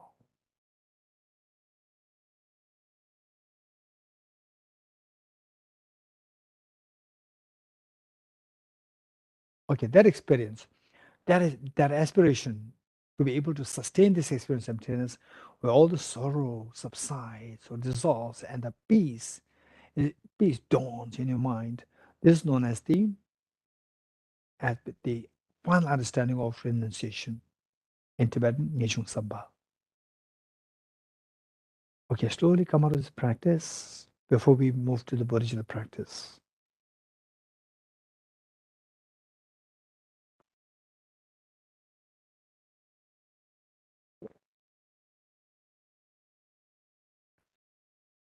Okay, now let us move to the bodhicitta practice. And just for information, these practices like renunciation, bodhicitta, wisdom, and emptiness, it's not that, say, you learn it very intensely and you get it once and then done. Like, for example, like E equals mc square. So once you know how to derive this E equals mc square, then you don't have to go through this over and over and over again. Whereas for the renunciation, bodhicitta, wisdom, emptiness, they to get it, and once you get it, and then to go over and over these the trainings to experience this is extremely important because there's a purpose there. Um, for E equals mc squared, the purpose is just to know the equation. Whereas for the wisdom of emptiness and so forth, it's not just knowing what they are does not suffice the purpose of that. So we need to really experience it deeper and deeper and deeper. So the time factors involved. So let us not wait to say that, including myself, not only you. Let's not wait to say that, okay, at the moment I'm 40 years old, let me reach 50, then I will practice. Or let me reach the 60. If you are 50, you may say, oh, let me reach 60, then I'll practice. If you're 60, you will say that, okay, when I reach 65, I'll practice. So this never happens like this. So we should not really deceive ourselves. Time is a major factor. So what we learned, you have to keep practicing this, a time factor. So let's not wait for, okay, first let me finish study, this study, and then I'll practice. No, study and practice these two together, particularly renunciation, bodhicitta, wisdom, emptiness. Oftentimes, some of my friends, when they study for another master's course, we try to make it a point that when we study, that study does not become too dry. This is what we are trying best, because sometimes people give up these studies because that they feel that they expect some practice, transformation happening, and then when they actually go into this, delve into this, they see that it's too dry intellectual studies, and then there's nothing really to make you or to temper your mind, to make it more compassionate or to make it more, to go deeper into the reality, your perception, change the perception, so forth. Because with many people, they quit. Whatever they study, they quit very easily. So what we need to keep in mind is the time factor for these. Let us not think that let me finish this part of the study first, and then I will engage in deeper studies or into something like this, and then go into the practice. There's no to so how much time we have, we are never sure. We're not sure. Even if you are, let's say, the 40. So ideally speaking, we say a quality life another like 15 years. Quality life. And then from there you degenerate. And then if you are in your 30s, another quality life 20 or 20 and 20. And that too, if you don't really go into these practice now, study, practice together now. And then if you wait for, okay, first let me finish this, and then I'll, after this, then I'll study. Then the study, no, but practice, there's a time factor there. Time factor. Let's not forget it. We cannot just keep postponing it. So study, practice should go together. Okay. So having said this, for the bodhicitta, there are two methods. And for Nalanda master's course, for Nalanda diploma course, we do the two methods in more detail. And for the Nalanda master's course, we take for granted that you learn these from the Nalanda diploma course. And also, we also encourage you, we try to send the recordings of the bodhicitta teachings from Nalanda diploma course for Nalanda master's course students to make sure that that you learn these from what is taught in the Nalanda diploma course. And so, in other words, what is expected is that having done Nalanda diploma course and master's course, or at least Nalanda diploma course, you're expected to know the two methods. Once you know the two methods, we have to practice it, including myself, not just you. Once you know this, we have to practice. It's a matter of the time factor. So it's not just knowledge per se does not suffice the purpose. It also includes, but the knowledge is so precious. Some people, they say they practice, well, why you are spending so much time on study, why? This is wrong. There's a clear indication the person does not know what is real practice. To practice, we need to know how to practice. And the Buddha's teachings, they are very profound and very vast. Practice should be extremely vast and very profound. And for that, we need to have extensive and profound studies. That's very important. Meanwhile, let's not forget to practice alongside the studies. Let's not wait for okay, so let me do it after practice after 5 years, after 10 years. Don't wait like this, because the wisdom emptiness, but unlike the physics, unlike mathematics, just to know how to derive this, this is not a purpose. Knowledge is important, and then the knowledge, imbibe it and internalizing it to bring about transformation in your mind. That should happen. Okay, so the two methods should be there. Let's not forget it. And here, for us to do that together, two methods will take a little time. So we do the four immeasurables, and then we conclude the four immeasurables by the bodhicitta commitment. Ready? Okay. The four immeasurables.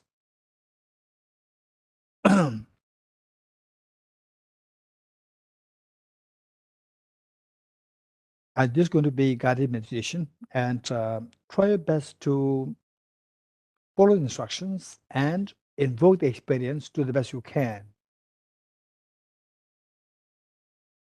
Immeasurable loving kindness. Okay. First, let us reinforce the visualization of the Buddhist Bodhisattvas as a support for us here and all the demons and beings around you. And the purpose of this practice is to invoke this unconditional love towards all demons and beings.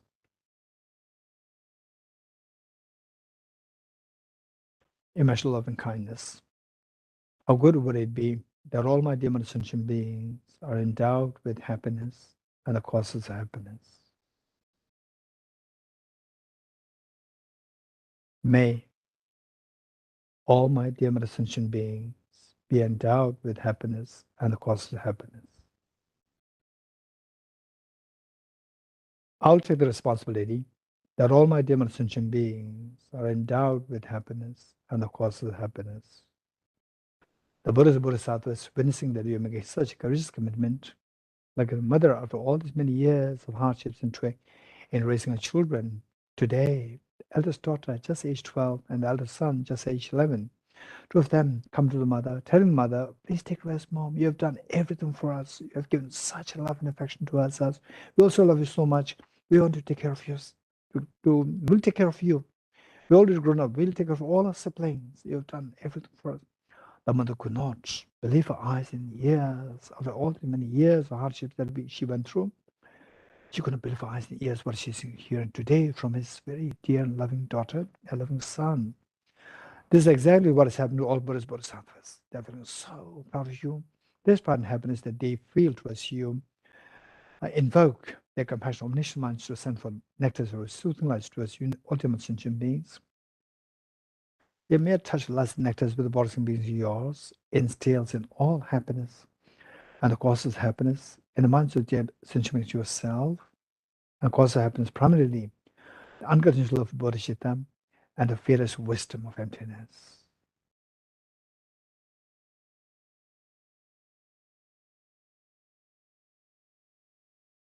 And you witnessing such a miracle is happening across all the different sentient beings. You're intense happy. Take 3 deep breaths, sigh with relief.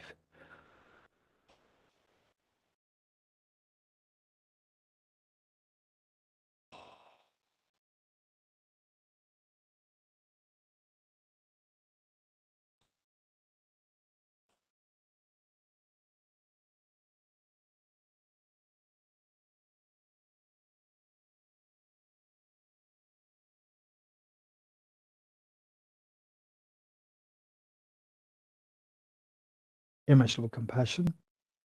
How good would it be that all my different sentient beings are freed from suffering and the causes of suffering.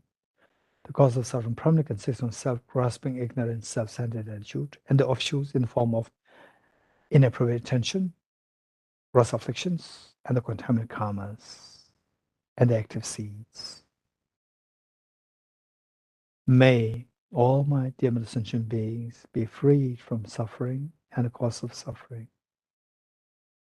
I'll take the responsibility that all my dear sentient beings are freed from suffering and the cause of suffering. The Buddhist Bodhisattvas witnessing that you make such a courageous commitment, they intensely happy and proud of you. This pride and happiness invoke the compassion of omniscient minds to send for nectars and soothing lights towards you and ultimate sentient beings. The mere touch of the lasting nectars with the body's beings yours washes away all the miseries and causes of miseries from the dear sentient beings yourself.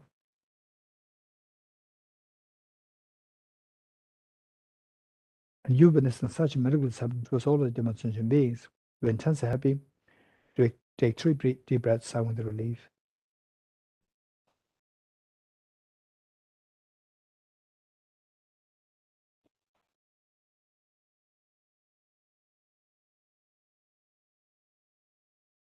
Immeasurable joy. How good would it be that all my dear sentient beings are never separated from happiness and the causes of happiness that they're endowed with. May all my dear sentient beings never be separated from happiness and causes happiness that they're endowed with. I'll take the responsibility that all my dear sentient beings are never separated from happiness and the causes of happiness that they're endowed with. The Buddhist Bodhisattvas witnessing that you make such a courageous commitment, they're intensely happy and proud of you. This part in happiness invoke their compassion of omniscient minds to stand for nectars of soothing lights towards you and ultimate sentient beings. The mere touch of lights and nectars with the body's beings yours stabilizes the happiness and causes the happiness the beings are endowed with. And you witnessing such a miracle is happening towards all the different sentient beings. You're intensely happy. Take 3 deep breaths, sigh with relief.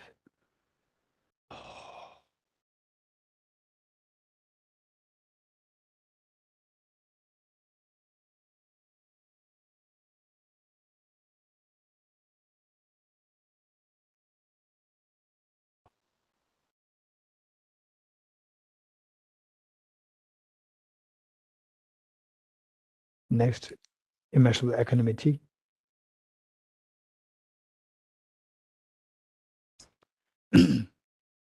How good would it be that all my different sentient beings are freed from the biased attitude of excessive attachment towards some and aversion towards others. Instead, abide in the great state of equanimity, embracing all other demon sentient beings with total love and affection, leaving them aside. May all my demon sentient beings be freed from the biased attitude of excessive attachment towards some and aversion towards others. I will take the responsibility that all my demon sentient beings are freed from the biased attitude of excessive attachment towards some and aversion towards others. Buddha's Bodhisattvas witnessing that you make such a risk commitment, the intense happiness part of you. This part of happiness invoked the compassion of omniscient minds to send forth nectars of soothing light to us, ultimate sentient beings. Their mere touch of light nectars with the body makes yours. It frees the beings from the vast attitude of excessive attachment towards some and aversion towards others, and instead making them abide in the great state of equanimity, embracing all other sentient beings equally, leaving them aside. And you witnessing that such miracles happen to us all the sentient beings, your intense happy, take 3 deep breaths, silent relief.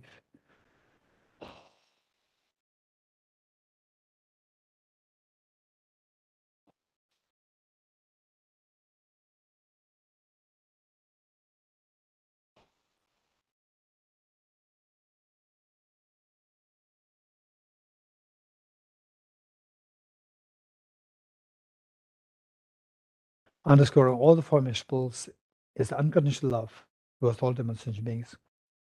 Abundance experience of unconditional love. Imagine that you are looking at the eyes of each of the sentient beings to the extent that each one of them feels themselves as so special in your eyes. Okay, with folded hands, let us make a Buddhist commitment 3 times. May I become Buddha for the benefit of all my dear mother sentient beings. May I become Buddha for the benefit of all my dear mother sentient beings. May I become Buddha for the benefit of all my dear mother sentient beings.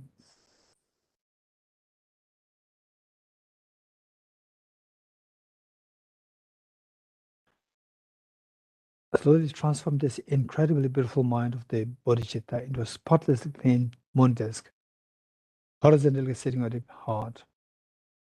Okay, it's amazing that you made such a courageous commitment to become Buddha, but how do you know that you can become a Buddha? Remembering that no matter how much you squeeze a handful of sand, no oil comes out of that. Likewise, how come that you know that you can Buddha? Yes, I'm not like a handful of I'm not like a handful of sand. Instead, I'm like a handful of sunflower seeds, squeezing of which oil does come out. I have a Buddha nature within me, and a seed of perfection within me. But how come that this seed is not awakened since time immemorial till now? Yes, that's true. It's all because that I was totally being deceived by the two demons, self-grasping, ignorant, self-centered attitude. And from today onwards, I will do everything to exterminate these two demons. What are you going to do? I'm going to resort to a very powerful remedy. That is the wisdom of emptiness. Okay, let us quickly retrieve the experience of emptiness, which we meditated before on the basis of these 5 points. First, the self.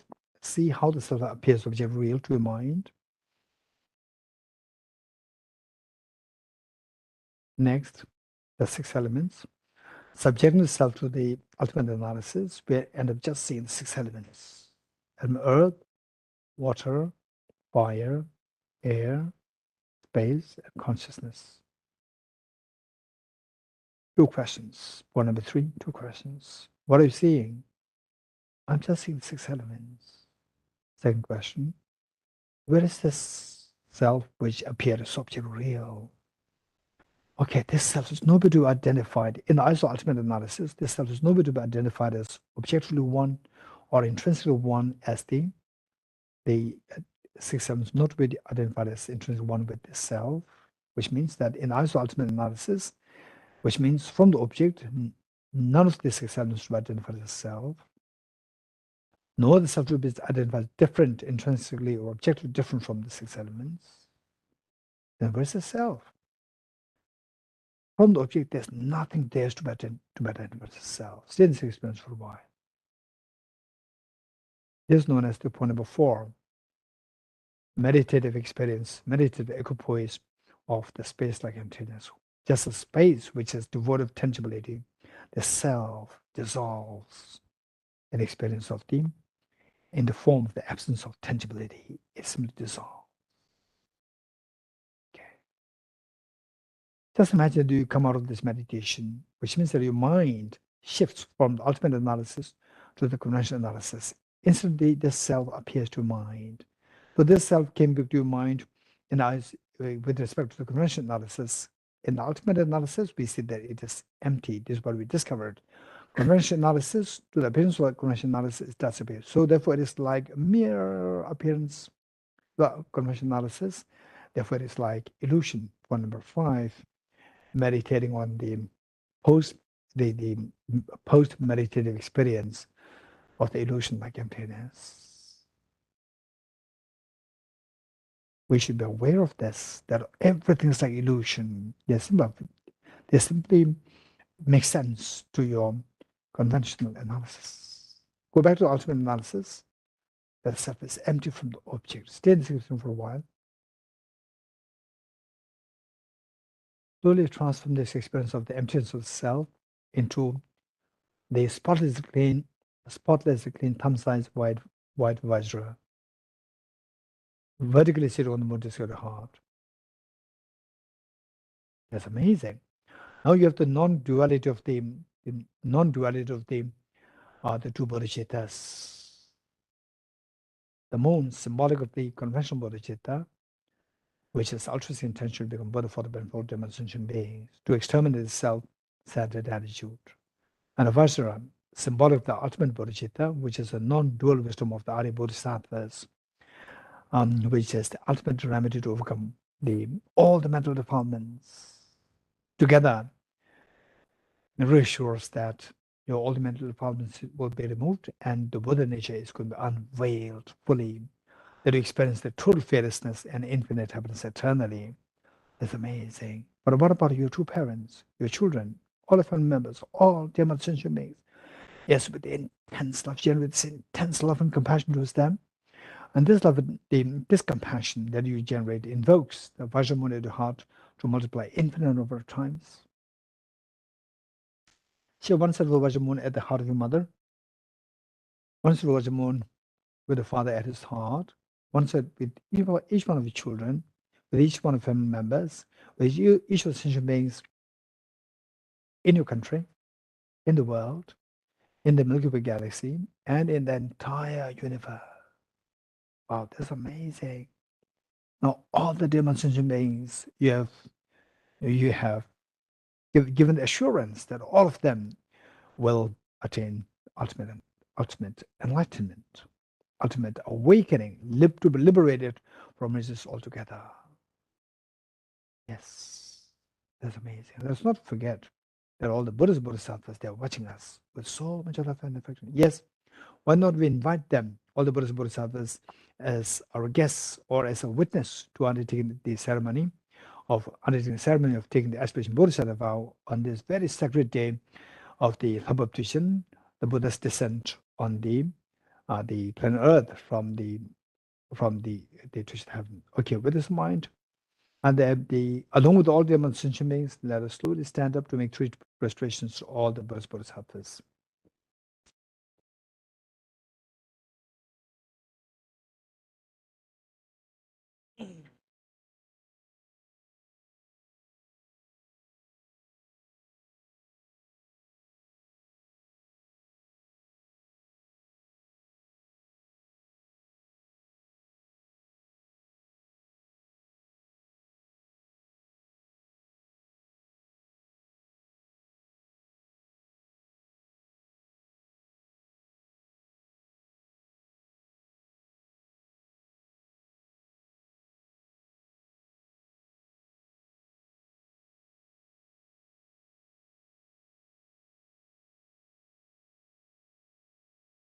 Okay, see if you can sit on your right knees. See if you can sit on your right knees. Sit on your right knees. See if you can sit on your right knees.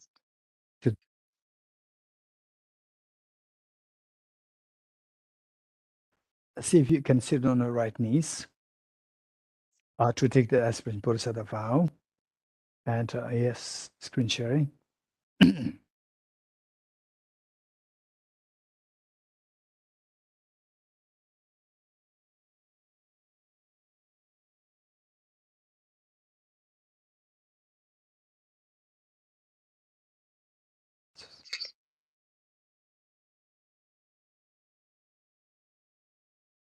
Okay, screen sharing.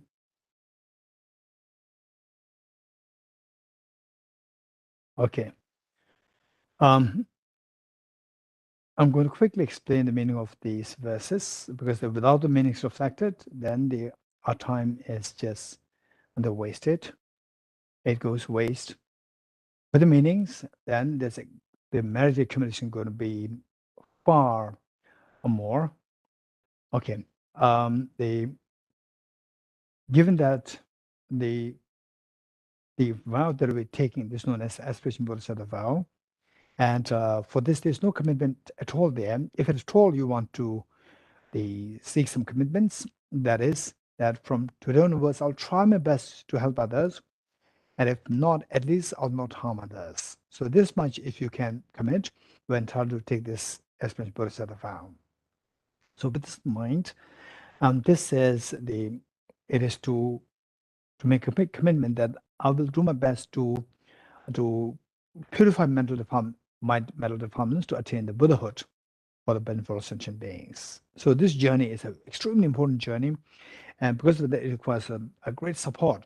And the greatest of the support that we can think of are the Triple Gem. So the first line says, "I go for refuge to the Triple Gem." And this journey involves two things. One, that the road must be clear of the boulders or the fallen trees and so forth. It should not be blocked by these things. And the road is none other than your own mind. And your mind must be freed of the mental negativities. So the second line says, "I confess the negativities individually." Now the road is clear, but if the car doesn't have fuel, again, you cannot undertake the journey. The car should have enough fuel. And the car is none other than your own mind. This mind should have the fuel of the merit accumulation, virtues. And it should have enormous amount of merit. The longer the distance, more the fuel you need. Likewise, because of this, that the journey of enlightenment, Buddhahood, is an amazing task. It requires huge amount of virtues. The best way by you should do so is by rejoicing in the virtues of others and yourself. Third line says, "I rejoice in the virtues of all the beings." Okay, now your road is clear and the car is enough fuel. What kind of journey I'm going to undertake? The last line says, "I hold the precious Buddhahood in my heart," my journey of Buddhahood. Okay, let's say it 3 times together. And let us reinforce the visualization of all the Buddhist Bodhisattvas space in front of us, your parents, children, and all the emerging around you. And imagine that the various Buddhist Bodhisattvas are with you. Imagine your parents, you as a little girl or a little girl or a little boy, for the first time in your life, making public appearance on behalf of your school. Your parents are so proud of you. They leave behind all their work for that day to join the audience, waving their hands to tell you that we are here to support you. We feel so proud of you. This is what all the Buddhist Bodhisattvas are feeling today on this holy day of the Buddhist Shakyamuni, having descended on the earth after giving teachings to his mother and all the god and goddesses. So here, all the Buddhist Bodhisattvas, they're so proud of what you're doing today, like the parents. And you, as a very responsible young child, you bring all your siblings with you. This is what you are doing here, that you bring all the Dhamma sentiments with you to, they extract a great meaning, to give a great meaning to your life and to their lives. So with this mind, they say this 3 times together. "I go for refuge to the Triple Gem. I confess the negativities individually. I rejoice in the virtues of all the beings. I hold the precious Buddhahood in my heart. I go for refuge to the Triple Gem. I confess the negativities individually. I rejoice in the virtues of all the beings. I hold the precious Buddhahood in my heart. I go for refuge to the Triple Gem. I confess the negativities individually. I rejoice in the virtues of all the beings. I hold the precious Buddha in my heart." Okay, next 2 verses is very important. You invoke the blessings of Gurus, Buddhas, and Bodhisattvas to be here to you, and the how how one can become the full enlightened being to benefit all the beings. And for this, if you look at the history of humanity, we see that 2,500 years ago there was a young prince by the name Prince Siddhartha, and he became Buddha. So if you explore how he became a Buddha, you see that there are the two major factors involved. The first one is he generated a very strong Bodhicitta spirit.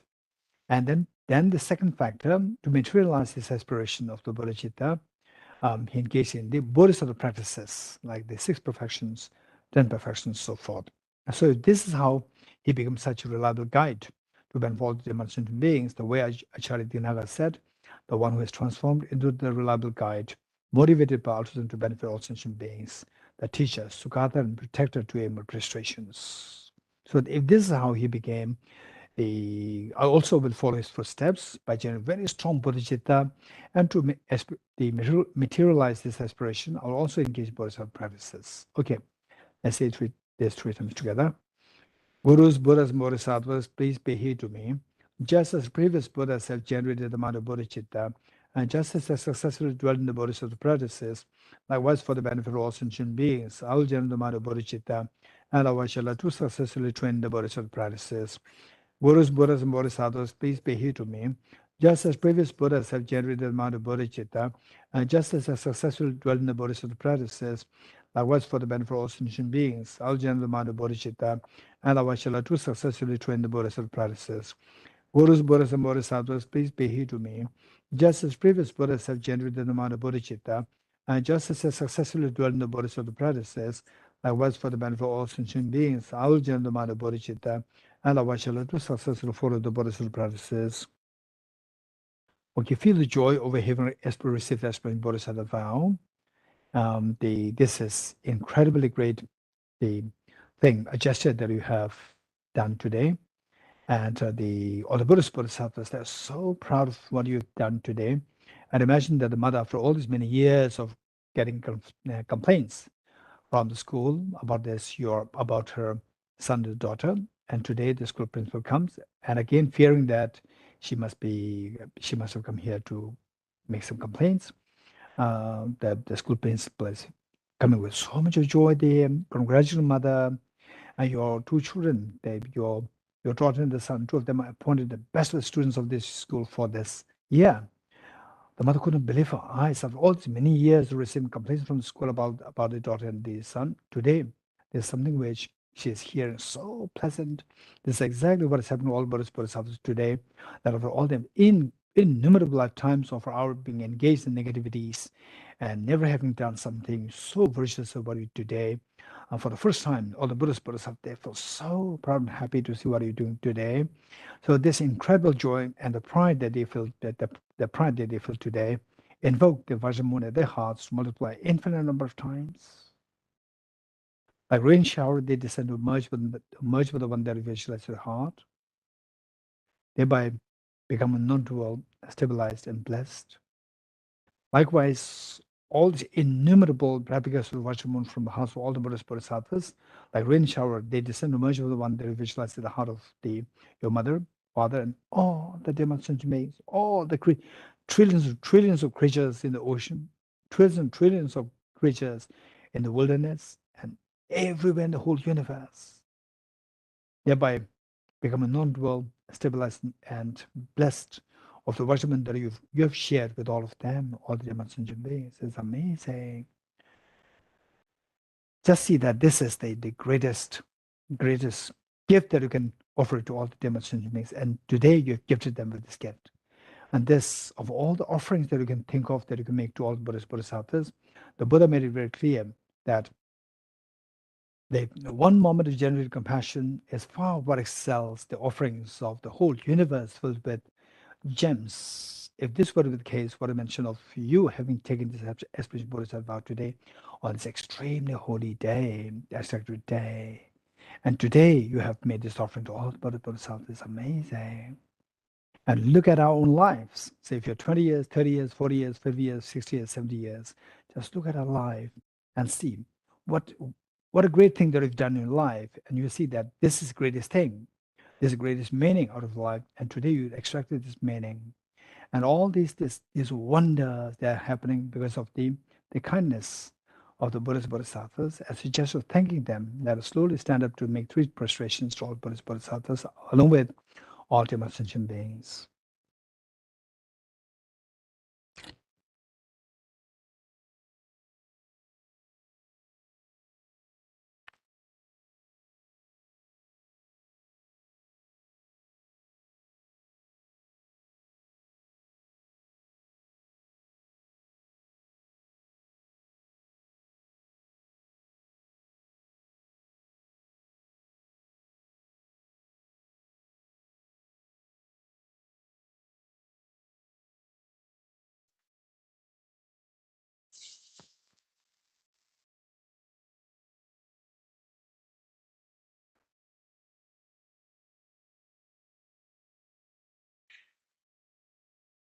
Okay, please take your seats now.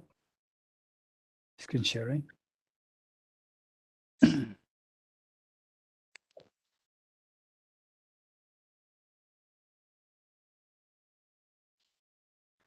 Okay, so on this auspicious, extremely sacred day, we are very fortunate. It's because of His Holiness's blessings that we have Tibet House here, and because of all the young staff, and all our friends, the support that the Tibet House is operating. And because of this, that today we have the conduct this program, and we are so fortunate. So, what about the next life? This question. So, to make sure that, of course, it involves so many factors that in the next life as well, we'll meet with these teachings. But if we think very carefully, and the fact that we are doing this is not just by chance, it's not just by so obvious or so easy. No, just imagine there are 8 billion human beings. Forget, let alone the innumerable trillions and trillions and trillions of sentient beings on this earth and infinite sentient beings in this universe. So how many of them actually came in contact with it? But forget about all the other the creatures, even the human beings on the planet Earth, 8 billion human beings. Hardly few, say hardly few, say the few millions, 300, 400, 500, maximum like 600 million human beings have come in contact with Buddhism. Of these, how many actually met with the teaching of the Bodhisattva Vows emptiness? So less. And from this, how many actually took the Bodhisattva vow today? So less. So, and it's not that these things happen very easy for us to, that these things happen. It requires so much of merit and the merit and the joy when you do this. And all of you join in this program, not because that somebody is forcing you, it's all because of your joy in doing this. So this joy was no doubt how you connected the joy with the Bodhisattva teaching or Bodhisattva practice from your past lives. So because of this, that is happening. And the more we practice in this life, the more the joy you are, say, the creating, connected with the practice of Bodhisattva emptiness. And this is one major factor. And the next is include that in a form of a very powerful prayer. So what you're doing here is to include a very powerful prayer so that in the next lives, we will continue to meet with the teaching and the practice of Bodhisattva wisdom of emptiness, screen sharing, with the wisdom of emptiness, bodhicitta, and that then we can expect to follow the gade para samgade bodhisa. Otherwise, without this, we can't expect light shortcut. Just do one practice and within a single lifetime become Buddha. Don't expect that. If you expect that, we are fooling ourselves. Simply because just Milarepa did it doesn't mean that we can do that. Just Milarepa, he did it. How he succeeded that is not because of his one life effort. It was, look at the indications, extreme auspicious indications. Even before he having met his teacher, the moment he heard the teacher's name, it was as though like he was having the memory of his mother, like choking his throat.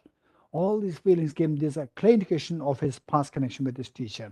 So for us, if we expect that, I'll also become like just a Milarepa, and I don't have time to waste. I don't have I cannot do it.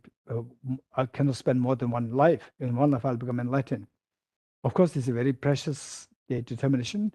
But this is a clear indication that we are fooling ourselves. So the best thing is think of life after life. Okay.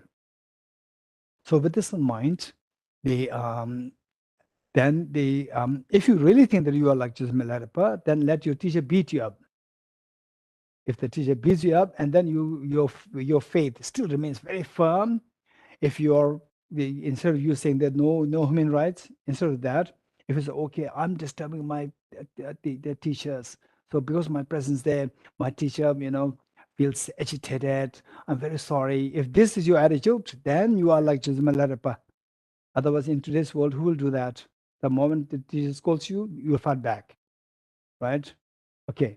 So if this is who you are, we should know yourself so well. And on that basis, then we should be very real. Take the steps which is suitable to you. So that is extensive studies, extensive reflection, and extensive meditation. Okay. So with this meditation, with this, and then also including them in a very powerful, in the form of very powerful prayers. Okay, so let's say this prayer 3 times together. Throughout my future lifetimes, may always be guided by the compassionate Buddha and be able to uphold the true precious bodhicittas even across my life. Throughout my future lifetimes, may always be guided by the compassionate Buddha and be able to uphold the true precious bodhicittas even across my life. Throughout my future lifetimes, may always be guided by the compassionate Buddha and be able to uphold the true precious bodhicittas even across my life. In order to further increase this bodhicitta from now on, those with discernment who have loosely seized and awakened the mind of bodhicitta in this way should highly praise it in the following manner. Today, my life has borne fruit. Having well obtained this human existence, I've been born in the family of the Buddha, and now I'm one of Buddha's children. Thus, whatever actions I do from now on must be in accord with the family. Never shall it disgrace or pollute this noble and unsightly race. Just like a blind man discovering a jewel in the heap of rubbish, likewise, by some coincidence, an awakened mind has been born within me, is the supreme ambrosia that overcomes the sovereignty of death, is the inexhaustible treasure that eliminates all poverty in the world, is the supreme medicine that quells the world's disease, is the tree that shelters all beings wandering tired on the path of conditioned existence, is the universal bridge that leads to freedom from unhappy states of birth, is the dawning moon of the mind that dispels the torment of disturbing conceptions, is the great sun that finally removes the mixed ignorance of the world. It is a quintessential butter from the channel of the milk of Dharma. For all those guests traveling on the path of conditioned existence who wish to experience the abundance of happiness, this will satisfy them with joy, and it shall place them in the supreme bliss. Today, in the presence of all the protectors, I invite the world to be guests at a festival of temporary and ultimate delight. May gods and demigods and all be joyful. Okay, let us now do the dedication and let us pray that His Holiness the Dalai Lama, by virtue of the merits that we gathered today, by taking the Aspirational Bodhisattva vow on this very sacred day, let us pray that His Holiness the Dalai Lama, the Son of the world, the the Son of the world, who gives life, to all the sentient beings, and that he lives long, and that his wishes be fulfilled spontaneously. And I also pray that all the great teachers, like His Holiness, all the great teachers who take the sole responsibility for disseminating this incredible great message of compassion, the wisdom of interdependence, the wisdom of emptiness, which were taught by Buddha Shakyamuni and the great Nanda Masters. Let us pray that all these great teachers of all the three traditions, Theravada, Chinese tradition, Tibetan tradition, being Pali tradition, or the Sanskrit tradition, all the great teachers, they have lived long and that their wishes be fulfilled spontaneously. And also let us dedicate the medicine that's gathered, that all these learning centers where, like the Mount Everest, where all these authentic teachings of the Buddha, they are in full blossom in the monastery universities, such as Sera Devungandan of the different traditions, Sakya, Kaikyu, Nyingma, Gelug, Theravada, Chinese tradition. All these centers thrive in the activities of study, reflection, meditation, and all the monastery members there, they have good health, and they should have no obstacles in their practice, the study, reflection, meditation. And also let us pray that there's all these world disasters like the Ukraine war and the border tensions at all the places in the world, let they calm down, and that all the leaders they get the sense out of the blessings of the His Holiness the Dalai Lama, the sense of the dialogue, the sense of the brotherhood and sisterhood, where all these trillions and trillions of dollars wasted on the armament be directed towards the welfare of the citizens, the healthcare, education, the food, and the for the welfare of the other beings. And Let us also pray that His Holiness' vision of the universal ethics be very soon be seen, taught, become a part of the modern education system, where the leaders, the future leaders, to be produced from this education system, which incorporates both the brain development and the heart development, made that so that these leaders, the future leaders, they become very sensible leaders who would work in hand with each other, that the wars, tensions that are being kept very remote from their mind, and the world come in total unison, peace, harmony, and dialogue.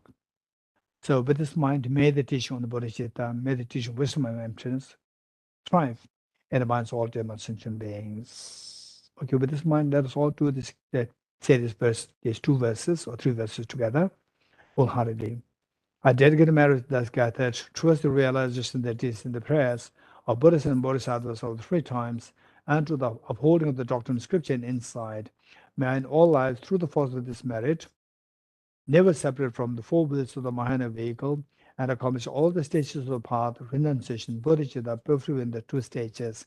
From my two collections, vast the space that I've amassed, from working with effort at this practice for a great length of time, may I become the chief living Buddha for all those whose minds wisdom eyes blinded by ignorance. Deyata Om Gate Gate Paragate Parasamgate Bodhiswatyata Om Gate Gate Paragate Parasamgate Bodhiswatyata Om Gate Gate Paragate Parasamgate Bodhiswaha.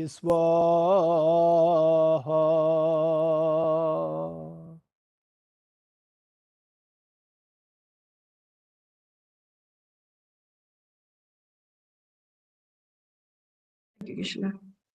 Thank you to the host. Thank you, Geshe-la. Thank you, Venerable. Thank you, Geshe-la. Thank you, everyone. Thank you so much, Thank you, Geshe-la. May you everyone. live long. Geshe-la. Thank you, Thank you, everyone. Venerable Geshe-la. Thank you, Geshe-la.